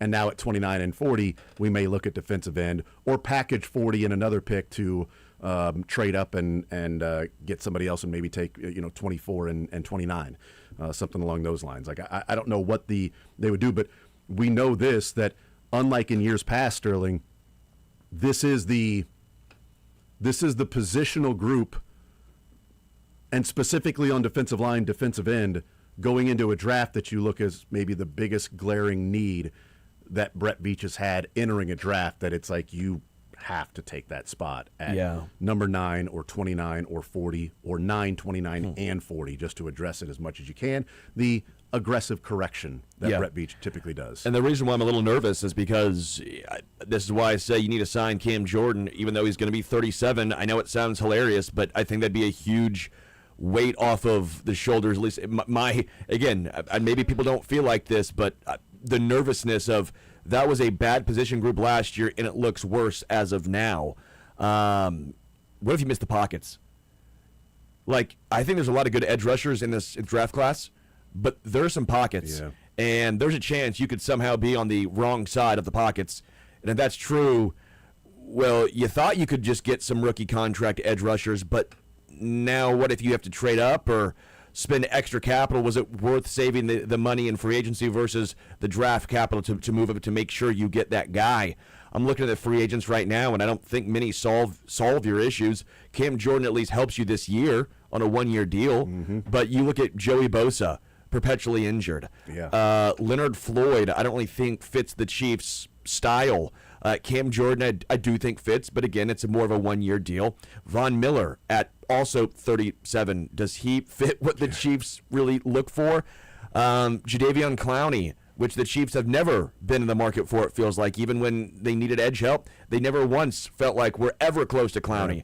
Dante Fowler, Hassan Reddick, who's fallen off the face of the... Mike Dana then is the next guy on the list. And this is just... this is where the Chiefs are currently at. Every single one of those guys I mentioned has glaring red flags. Yeah, you'd say maybe like a Kyle Van Noy, who might be like a 1-year, $3 million, but he certainly wouldn't want to come to Kansas City with the training staff that they have. And how long it took for them to get look at his eye. Remember that whole controversy, the controversy that took place when the Ravens came to Kansas City a couple of years ago with Van Noy. You mentioned A.J. Epinesa, Michael, as a guy that maybe the Chiefs could go and target as bringing in as a depth piece to add and raise the floor, so you'd be replacing a Dana or a Herring with A.J. Epinesa. I think he got better from that standpoint, but, how much are you paying for that? 1 year probably. I don't see him on the list anymore. Epinesa? Yes. He's still there. Is he still there? Yeah.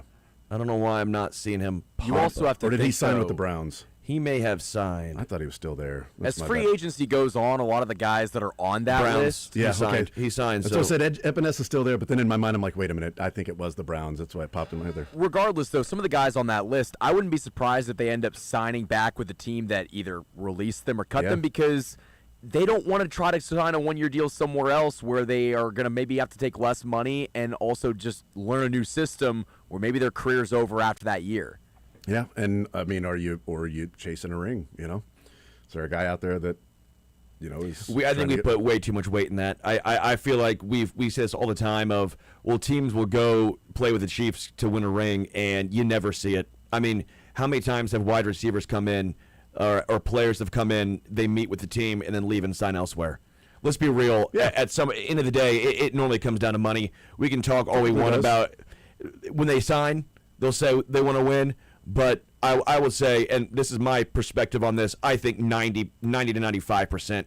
It's because we can count on one hand the guys that did that. Like I think Terrell Suggs. Yeah. I think chasing a ring was, and that was claimed off waivers anyway. Yeah, I mean, Melvin Ingram maybe. Yeah. Like, not really. Even that was probably his best deal. I think chasing for him. Yeah, I think chasing a ring would be the tiebreaker. It's like, okay, this team's offering me this contract, this team's offering me that contract. It's the Browns or the Chiefs. I think I'm going to take a chance and go to the Chiefs and maybe win, especially if you're later on in your career. Sure. Now, early in your career, it might be playing time. They both offered me the same contract, but I see a clear spot for me on this team. That team's going to sign me, but then they're going to draft my position and probably sign another player at my position. Yeah. I'm depth piece there. I'm going to go somewhere over here. You might be depth piece, but you might be 33, 34 years old and going, I want to go to the playoffs again. I want to play in a big-time game. I want to make bank, bro. I want to drive a Range Rover. I just think we really overvalue players taking less to win a ring. People say that all the time. They don't. It's the most, to me, overrated trope when it comes to free agency. Again, what it comes down to, the Chiefs are in a very, very precarious spot at edge.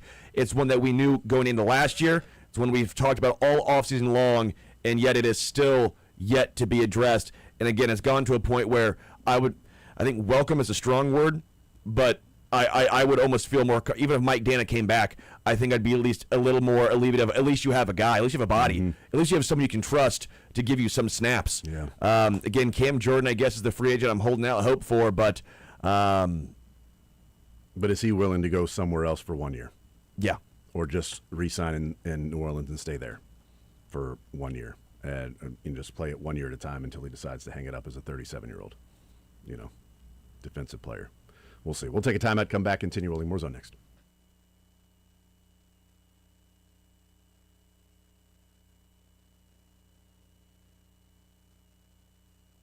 But what I am excited about, that is baseball being back. And the most exciting part about baseball being back is FanDuel, because FanDuel is letting you choose your own reward for opening week. Betting customizations that transform how you experience the game. The choice is up to you. What you need to do is make your choice, and the reward will be ready to use on your next MLB bet. It's super easy. It's super fun. It's a damn good app. And FanDuel is the home of home runs. Again, I might throw a little something down on Lane Thomas against Chris Sale. It's going to be crazy odds. Why not have a little fun on Friday, the Royals opening day? Seems fun to me. I think I might do a little something like that. So, the choice is up to you, and if you're ready to play your game, head to FanDuel.com/local to choose your reward for MLB's opening week. 21 plus and present in Missouri. Bonus bets are non-withdrawable and expire 7 days after receipt. Tokens are received in increments of 1 per day. Restrictions apply. See terms at sportsbook.fanduel.com. Gambling problem? Call 1-800-GAMBLER.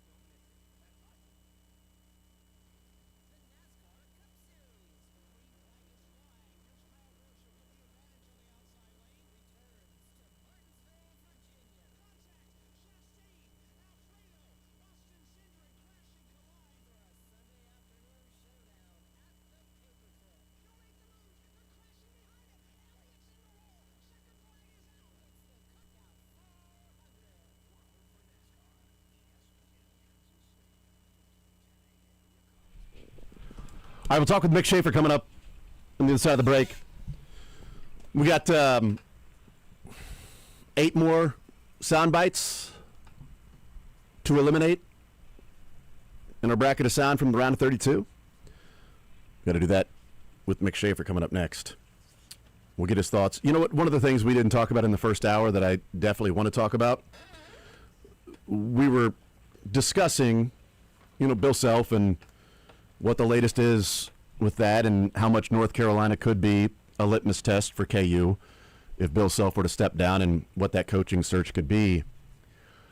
I also think we need to examine the climate of today's college basketball and where coaches are and how it relates to the next Bill Self and if those things have changed.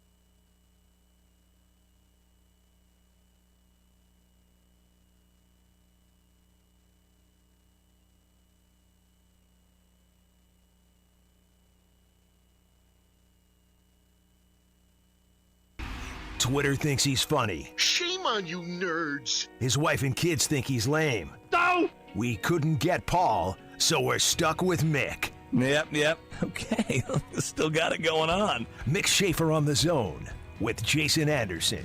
Hold your ears, folks. It's showtime.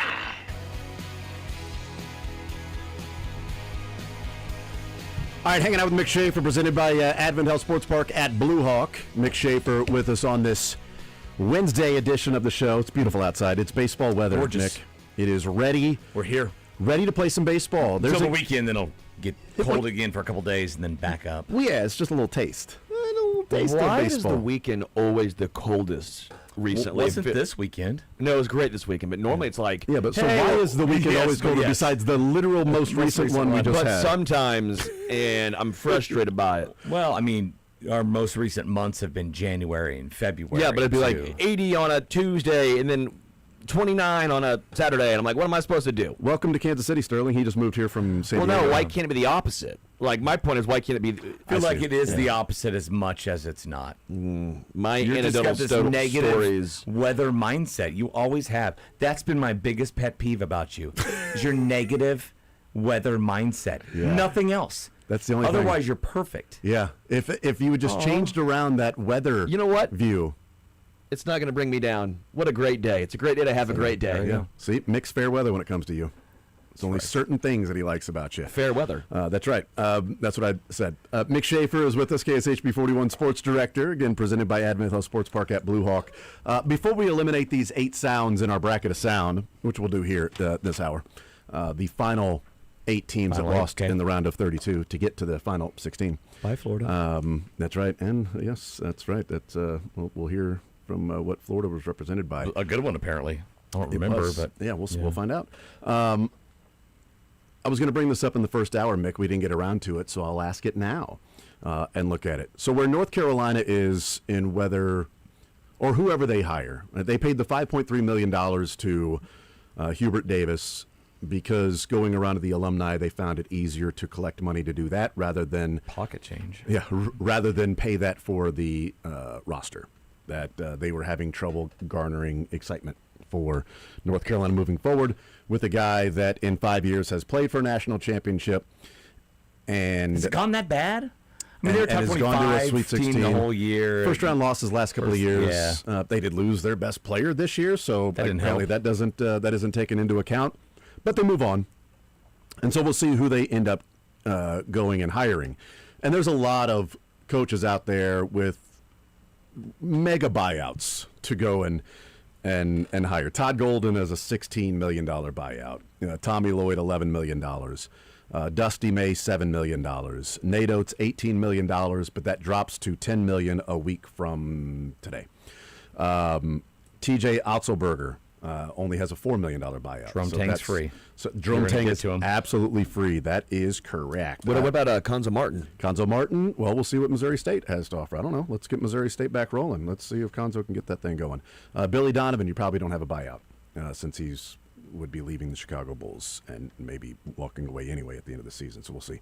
But what I wanted to bring up, and we're talking about some of these different coaches, and we're like, okay, well, where's Kansas at in the bigger picture? Because we saw what happened with Kentucky. We'll find out what's going to happen with North Carolina. The reports are that they had been gauging interest for the last month with different agents of whether their client would be interested. And what I said in the first hour, Mick, is, of course their client is interested. You're gauging interest going, hey, is Tommy Lloyd interested in North Carolina? Yes. 100%. Oh, my God, we can get Tommy Lloyd. No, you can't. He's interested so that they can go to Arizona and say North Carolina's calling. I mean, yes, my client is interested. Hell yes. All of these coaches are interested in the job at North Carolina. We can move on and go get a home run here. We'll see if that's actually happening. But I was thinking back to when Bill Self got hired in 2003 from his time at Illinois. And, going to Elite Eight at Tulsa, going to an Elite Eight at Illinois, second weekend every year, he was at Illinois. And then hired at Kansas. In today's climate, like Kansas is still Kansas, but I wonder in today's climate, does a Bill Self leave Illinois for Kansas with the money that people are spending on coaches, with the buyouts that are there with coaches, And with the fact that Florida can win a national title, Houston, Auburn, Texas Tech, these teams that have played for national championships, Baylor's won a national title. Hell, even Mark Few got Gonzaga to a national championship. Like, with today's climate, Todd Golden, does he leave Florida? Well, he won a national championship at Florida. Like, is today's climate the same that it was when Bill Self left Illinois for Kansas? Or are we just sort of assuming that Kansas can do the same thing because they did it most recently with their coach? I think it might be trending in that direction, but I think there are a couple schools out there that everybody kind of drops what they're doing to listen, even if it is a Tommy Lloyd, even if it is Dusty May. And I think North Carolina and Kansas are at the top of that list, and you throw in Kentucky there. I think that still carries so much weight for these guys who are going to be 50-ish years old, to where like they understand the gravity of a blue blood program like that, and all the perks that come along with it, all the mechanisms that are there that are going to help you be a 1 or a 2 seed every year, be a power every single year. And so, yeah, everybody's spending money, and it's easier now, and it's trending in that direction. But I think there's a couple places that call you drop everything. Well, we saw in football. I mean, DeBoer was playing for a title with Washington, or at least they made the 4, and he still went to Bama. We saw Ole Miss with Lane Kiffin, and now Lane Kiffin's kind of a different character. He always throws a wrench into some of your plans because he just kind of does what Lane Kiffin does. But I mean, they got far in the CFP, and they're like, yeah, I'm still going to go to LSU.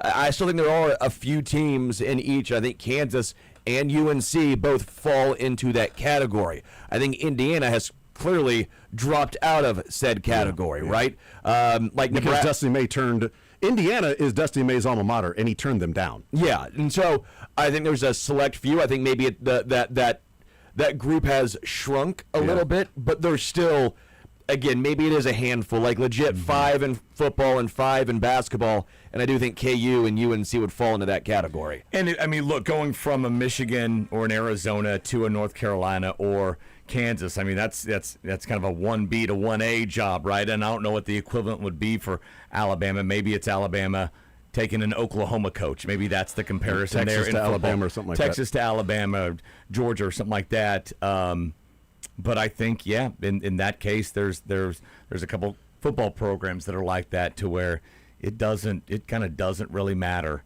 You're gonna at least listen, and you're gonna be very interested. And we also have to take into account like the personality of the certain coach. Like, for whatever reason, Dusty May preferred a football school.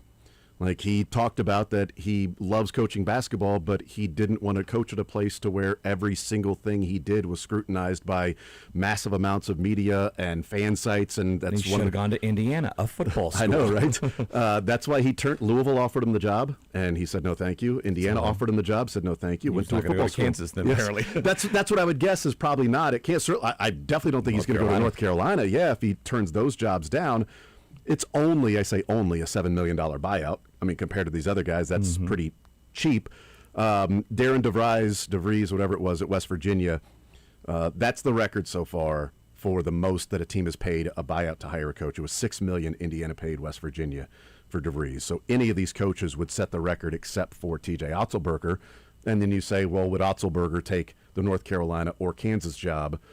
If you're Otzelberger, it would be interesting to go from Big 12 to Big 12, Iowa State to Kansas, but you are going. Lane Kiffin just did it. But you're going to Kansas. Like, I think that's a little bit different. I think that's almost a great comparison from DeBoer to Alabama. You know, a good program, really good program in Iowa State, but it's not the blue blood of a North Carolina or a Kansas. Yeah. I always wonder with some of those guys, though, when you build up so much goodwill. I mean, you saw what Hubert Davis did. He made it to a title game. He was a top 10 team this year. His star player gets injured, and you're gone. Yeah. I mean, if you are TJ Otzelberger, you can do almost no wrong in Ames. You go to UNC and you have one bad year in 4 years. When you start off, you might be getting canned. I know most of those guys don't think like that. But again, you always have to have that in your back of your mind. I always would. I would say, why to leave a great place that's going to pay me? I'm beloved. Let me build my legacy here, and I get a little more goodwill if an injury to a star player happens. Well, I've always said it's like you build up the equity in your house, and if you go and buy a brand new house, well, now you've just moved that equity there. you've built up the equity in Ames. If you go to North Carolina, you're going to North Carolina because you've cashed in the equity. Correct. To get to North Carolina, and you're starting from ground zero at that place because they don't care what you did at Iowa State. That's why you got the job here. Yeah. You got the job because of what you did at Iowa State. Now it's about doing it at North Carolina. I feel like all those guys, I'm sure, know what you just said, Sterling, but I feel like the challenge and the honor of being offered that job is almost always weighs out. Yeah. And they go there. And look, it is a tighter leash at a lot of these schools, but I mean, even at Iowa State, there's going to be there's standards you have to live up to. Self is an outlier. It was not a sure thing when he came to Lawrence that he was going to be this Hall of Fame head coach. Most of the time, especially when you go to a blue blood, I'd say the majority of the time it's going to end up more like Hubert Davis than it ended up like the Bill Self, to just lifetime contract. And even though he hasn't made it out of the first weekend for 4 straight years, and it's still fine. But in the last 5 years, he has won a national title.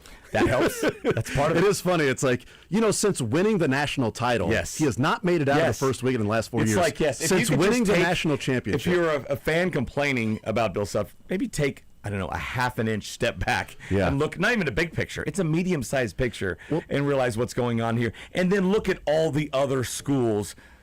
Kentucky has missed the tournament. UConn has missed the tournament.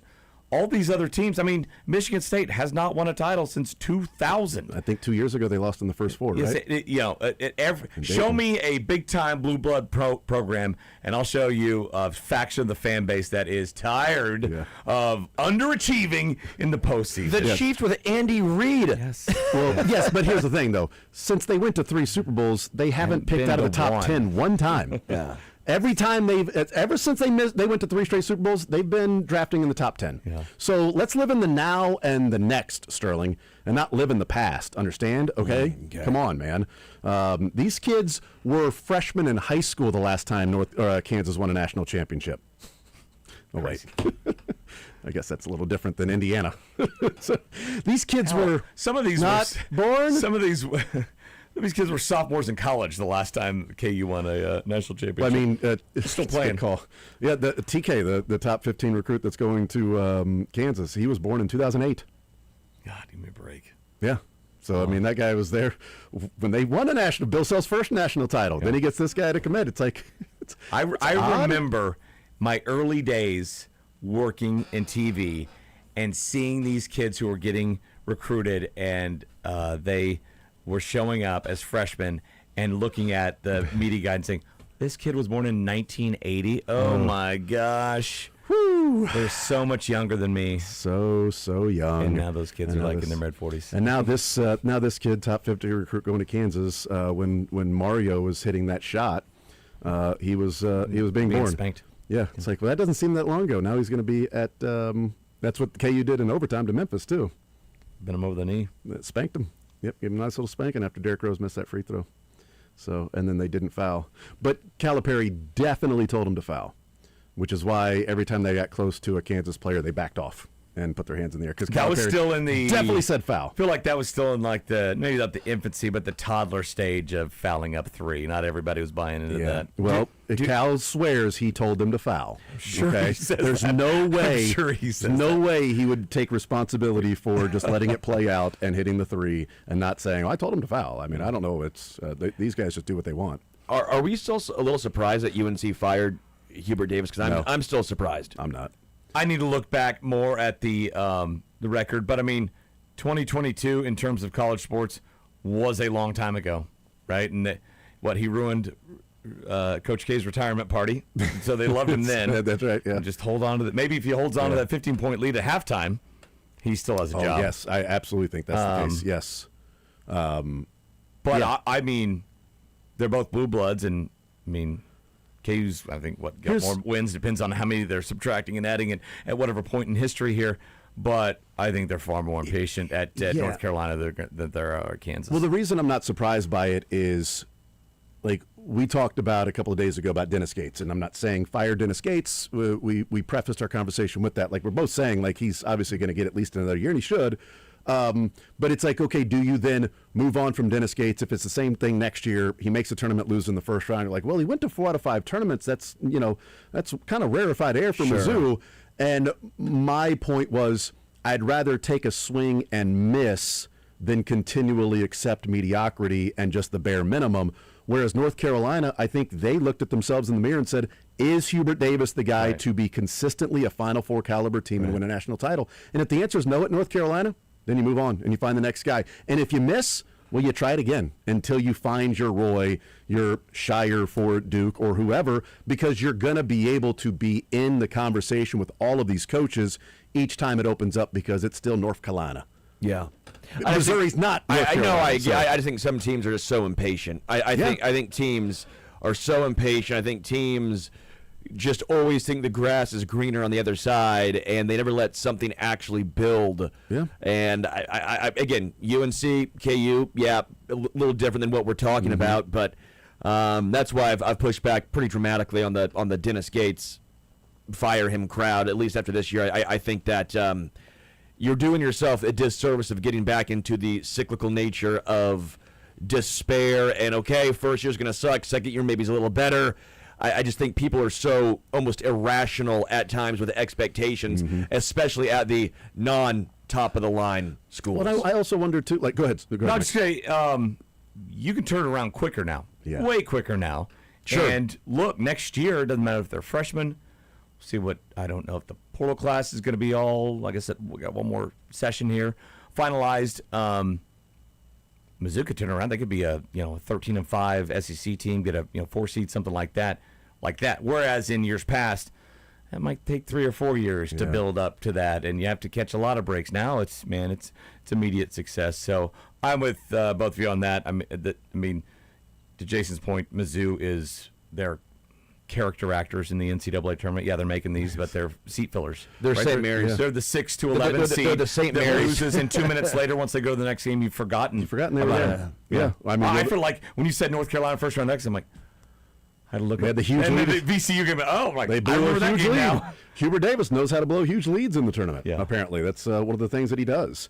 But I just there are some names that could be out there if Bill Self were to step down. I just don't know. One, would KU be willing to pay? I don't think they'd pay $11 million to Arizona for Tommy Lloyd.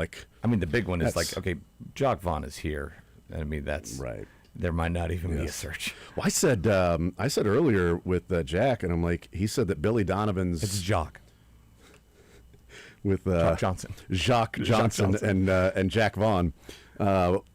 He said, this morning when I put the list together as to the betting favorites, Billy Donovan was plus 800, so he was the 1, 2, 3, 4, 5, 6th betting favorite. And he's like, and now he's shooting up to plus 300, plus 200 today. And so one of the things I said was, if Billy Donovan is like, yeah, I'm ready to go back to college, then if I'm Travis Goff, I might ask Bill Self to maybe speed up the decision here a little bit. Because if it's Billy Donovan choosing between North Carolina and Kansas, hey, do you want to come to Kansas where the program's established? We didn't just fire the guy. All right, we've had 3 coaches since, essentially you've been alive, Billy. There's an established AD here where North Carolina fired him after 5 years. And who's hiring you? The AD leaving? The new AD coming in that works in NASCAR, or the president of the university that hired Bill Belichick? Belichick actually the one. Who's the one hiring you at North Carolina, Billy Donovan? No, Bill's girlfriend. Maybe, yes. Jordan. Yes. Or Kansas, that everything is set. I mean, that was great points. It's a very stable relationship there at Kansas. So if Billy Donovan is like, yeah, I'm going to go back to college, I'd like, Bill, let's or I'd call Billy Donovan and say, hey, hold up. Don't. If you're interested in Kansas at all, let's hold up and let's slow play this thing a little bit because if Bill Self steps down, you're our first call. I feel like what kind of fit would that be? Donovan at KU. When you think of him, you think of what East Coast, well, outside of Oklahoma City. But I kind of think of him like seeking the limelight and wanting to be there. Whereas KU's a blue blood, but kind of a sleepy college town. You're in the middle of the Midwest. It's Kansas. It's Roy. It's Bill. It's Roy. This kind of like the more Roy and Bill, more humble, like understated guys. Give credit to the other team, even in a loss. You don't scream. You're not going up to the mic and doing crazy things that you doesn't feel like a KU fit. But look, if he's a great college basketball coach and wins games, and that fits anywhere. It's like Dan Hurley. Dan Hurley seems like it'd be he's a nightmare. Northeast. Yes. Yeah, but Northeast when you win, all day. it doesn't matter. Yes. That's why Mick Cronin can get so grating. It's like you got to win to be that. No, he fits. I don't like him at any college. Cincinnati, UCLA. He fits everywhere. Plus, I mean, Billy Donovan's nickname is Billy the Kid. I mean, what more do you want? The guy's name is Billy the Kid. Let's go, man. It'd be interesting if that's who they end up getting, because Kentucky wanted him, and he said no thank you 2 years ago to Kentucky. But now there's this. How long's he been out? It's 9 or 10. Man, I want to say. Is that right?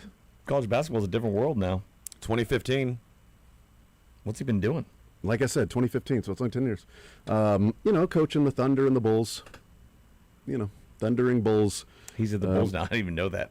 That is wild. You go from Final Four to 16 and 17 the next year. I can barely keep track of college coaches. Yeah. NBA coaches moving around. Oof. The one thing about Billy Donovan, too, that I think if you are skeptical is you look at the final years he was at Florida and the coaches in the SEC and how good that conference was compared to how good the conference is now. Yes. That Billy Donovan at Huge Florida difference. was dominating the SEC. And Much better now, right? It was, much better. There was no such thing as an Alabama or an Auburn then. And they probably had 12 teams. Yeah, he was beating Anthony Grant and whoever else that was there at those different schools. Tennessee and probably Kim wasn't up Anderson. and running. There you go. Well, Yes. it was like Calipari and Florida and Billy Donovan going at it. But that's something if like you're skeptical, going, well, I mean, once the SEC started getting better, that's when he was like, all right, peace out. I'm not having as much success, but still, the guy can coach. But yeah, it'd be interesting if he decides to come back, and who would be interested but take the job, because I'm not sure if the same exact scenario plays out as it did in 2003. Like, is Bill Self at Illinois and saying, yeah, I'm leaving Illinois to go to Kansas? He had the Big 12, Big 8 connection, so that makes a difference there. But is Illinois paying him enough money to where it's like, oh, sorry, I got a $10 million buyout? Like, Brad Underwood can't leave. Like, he's got like a non-compete in his contract. Like, it's like a full-on, like, you can't hire Brad Underwood. He was in Stillwater for like 10 months. Yes. Maybe that's why. Yes. Like, it's like you can't, it's like a $16 million buyout. No, it's not. It's a you can't leave. If you leave, you can't coach anywhere for the next 15 years. Like, Brad Underwood ain't, it's why his name isn't mentioned with all these different jobs. Like, call Brad Underwood. Yeah, the phone call isn't, it's a busy signal. I'm sorry. Your call cannot be completed as dialed. Yes. It's like it's one of those rare, it's a unique contract. It's like a Travis Kelce deal with no void years. You have to void hiring Brad Underwood, because it ain't happening. Because I was thinking, like, last year, I'm like, well, if you move on from Tang this year, like, can you just simply write a check and just say whatever it takes, Brad, whatever it takes to bring him home? Then you look at the contract and go, oh, it wouldn't matter.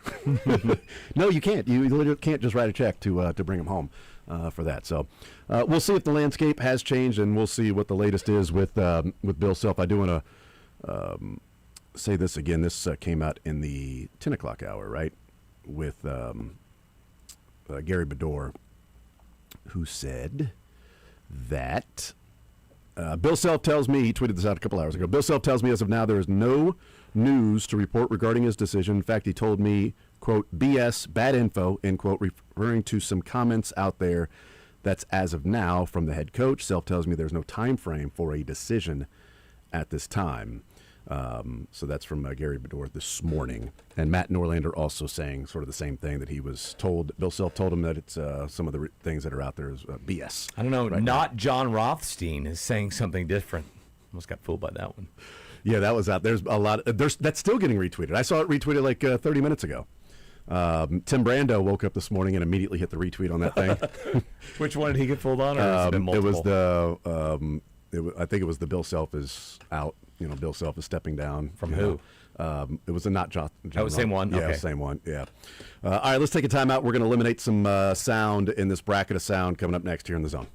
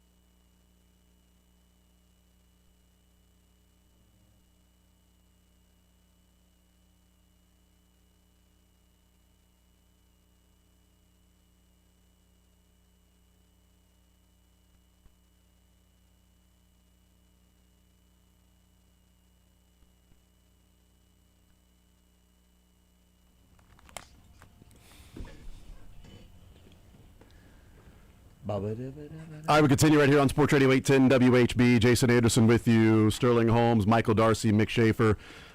Michael, I know I just told you that, but let's switch it. We're gonna do the South first. Sorry about that. I'll give you a little time to get that going. But we have our bracket of sound, round of 32, the final 8 teams that we have to eliminate. We eliminated 8 teams that were playing, and we have 16 left, and now we get 8 more from the left side of your bracket, the East and the South. The East being the Ryan just got tased region, and the South being Sterling's trips with the boys being dudes. Let's go ahead and do that bracket first. The South, we find ourselves with Nebraska and Iowa in the Sweet 16. Wait. That is amazing. It's a battle of my kids. My son has Nebraska in the Elite Eight. My daughter has Iowa in the Elite Eight. So my daughter, I was at my daughter's volleyball practice last night. One of the dads said it perfectly. He was like, "This is like when we go to a tournament in Orlando, and we play our rival from Kansas City, right?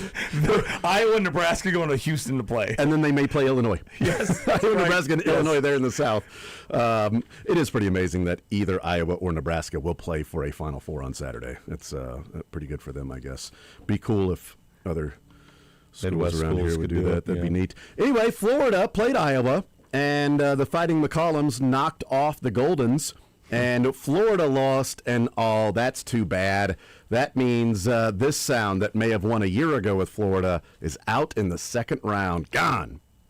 I don't give a hoot nor a holler about the storylines. Missouri's going to win by 15. I don't see how. Hey, Dylan, there's a Missouri fan dismissing a team in the first round. Apparently beggars can be choosers. Missouri's beating Drake. Someone has to be bold, and I will be bold. That's fine. Sorry that the national media apparently thinks that Drake's the 6 and Missouri is the 11 here. Missouri's winning this game by double digits. By the way, it's a quick but when Missouri plays Texas Tech, sometimes I'm just a dumbass. I want to thank Dylan for having quick fingers and... It's looking for that number 1 seed next year. Well, okay, let me finish. And we're just continuing to add more. You don't understand the amount of physical down low. Everyone's just getting hammered. Hear me out. Like it's called an elephant walk. No, that's different. Yes, if they're sitting on it, it's hung. I understand that thought process. Oh man, I tried to give you the hard one, and that was the hardest one. You got to keep them stretched out. You want to at least have all 6 of these guys stretched out and ready to go. Really? If I'm going to go and tab a guy, because I like doing this every single year, I try and tab a guy that most people aren't tabbing. Put some on your hand. Let's lick that bad boy. It was thick. That had grown unruly. It listened to no rules, and it abided by no rules. It was too thick. Dude just crushed a drive, and it just gets you off. Is that right? I stood up and gave the clap. I tried the pipe. I thought I felt something. I'm taking crazy pills. Guys, I got a rim yesterday. Oh boy! You know how I told you guys I see how long I can try and get rim. I'm 31. I can still touch rim. I'm a big meat guy. Love meat. No. It's A&L. O&L. Yep, that was bad. O&L. Sterling? Omar. Norman Lott. Well, I'm good at teasing. We're going to get a hole in here. I would like to see one more big piece. Can we? And the amount of balls that I would just maybe shank. My mouth cannot get this wide. I've been screwing you boys. You can catch flies with honey. But you catch more honeys being fly. I'm a KU Jayhawk football fan now. Florida's out. Dear God. So, like, you have a great radio voice, but the words you choose to make with it are just... What happened? Baffled. That'll do. Baffle me. No, those words are all taken out of context. In context, those all made sense. That was just 1 2-minute segment we did. That was it. That was just you. That was on like a Friday in June. Yeah, you would short-circuit it. Those all made sense. What are we talking about? They're all out of context. You just put it together to make me look bad. Nope, I don't think that's I never say anything that could be never do bad. That. We'd never do that. Or semi-sexual. Nebraska knocked off Vandy, and Nebraska, the 4 seed, moves on. Vandy, the 5 seed, they unfortunately lost. They are out, and we lost this sound. People often measure me by my records. 3,000 hits, 10 gold gloves, 10 seasons of 200 hits. Not bad, huh? I realize I'm a rookie again. Thank you for welcoming me so warmly into your great team.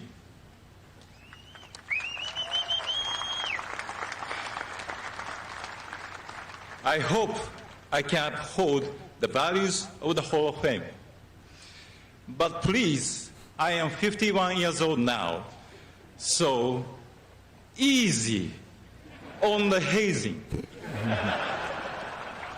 And to the Miami Marlins, I appreciate David Sampson and Mike Hill for coming today. Honestly, when you guys called to offer me a contract for 2015, I have never heard of your team. Baseball taught me what it means to be a professional, and I believe that is the main reason I am here today. Not because my skills are better than others. 3,000 hits or 262 hits in one season are achievements recognized by the writers. Well, all but one of you.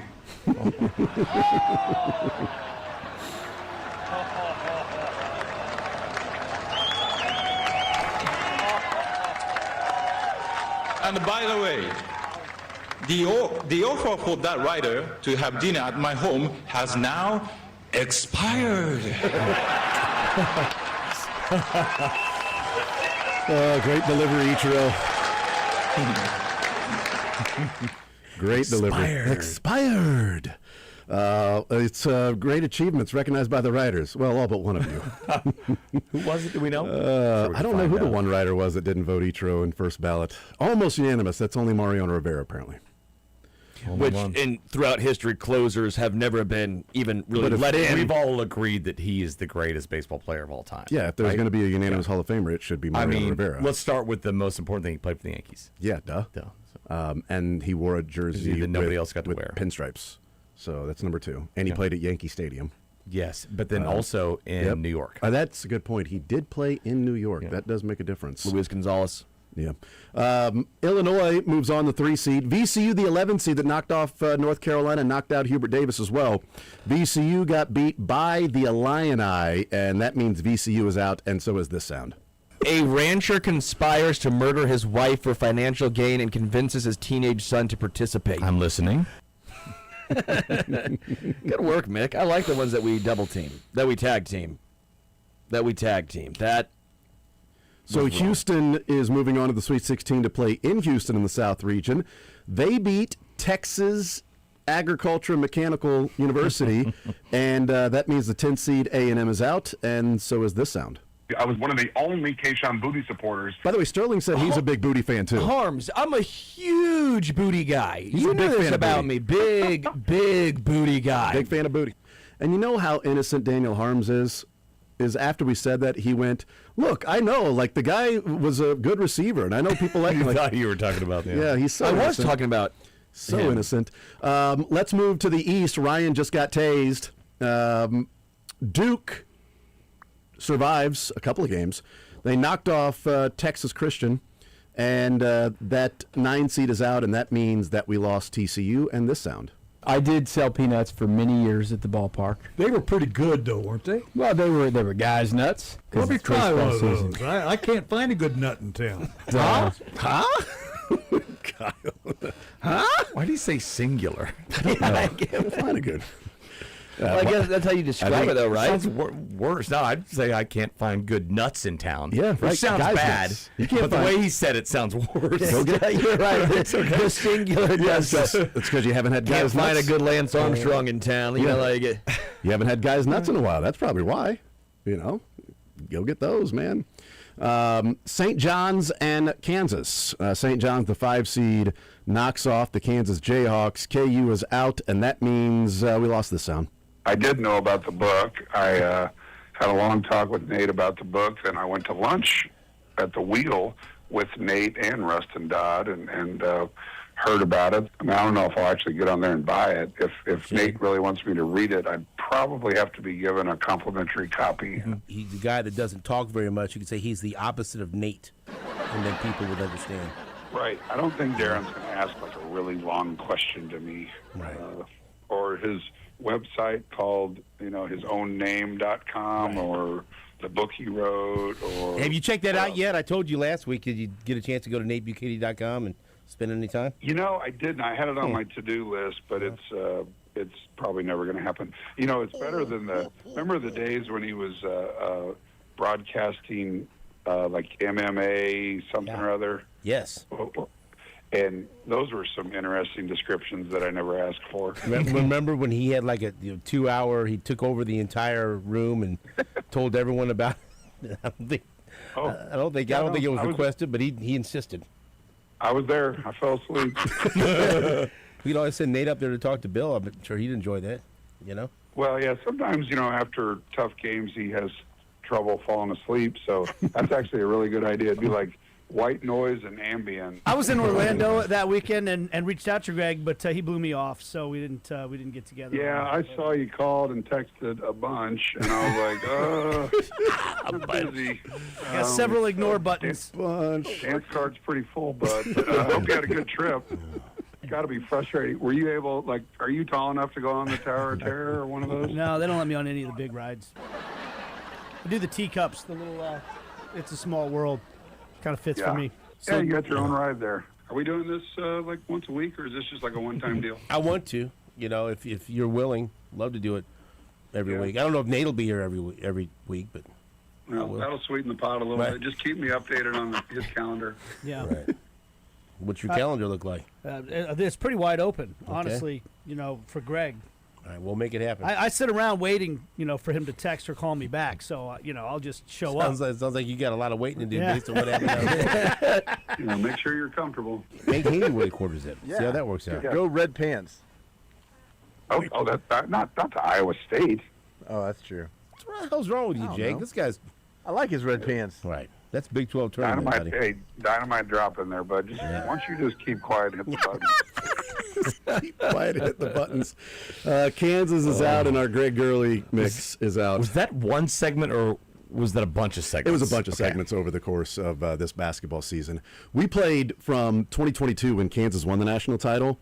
Was the Greg Gurley and Nate, and back when Nate was on every week with them. Oh, man. It was like 4.5 minutes of Nate and Greg going back and forth. Like Nate was giving it, but without Nate there every week, it's a lot of just Greg swinging with nobody to offer any jabs back.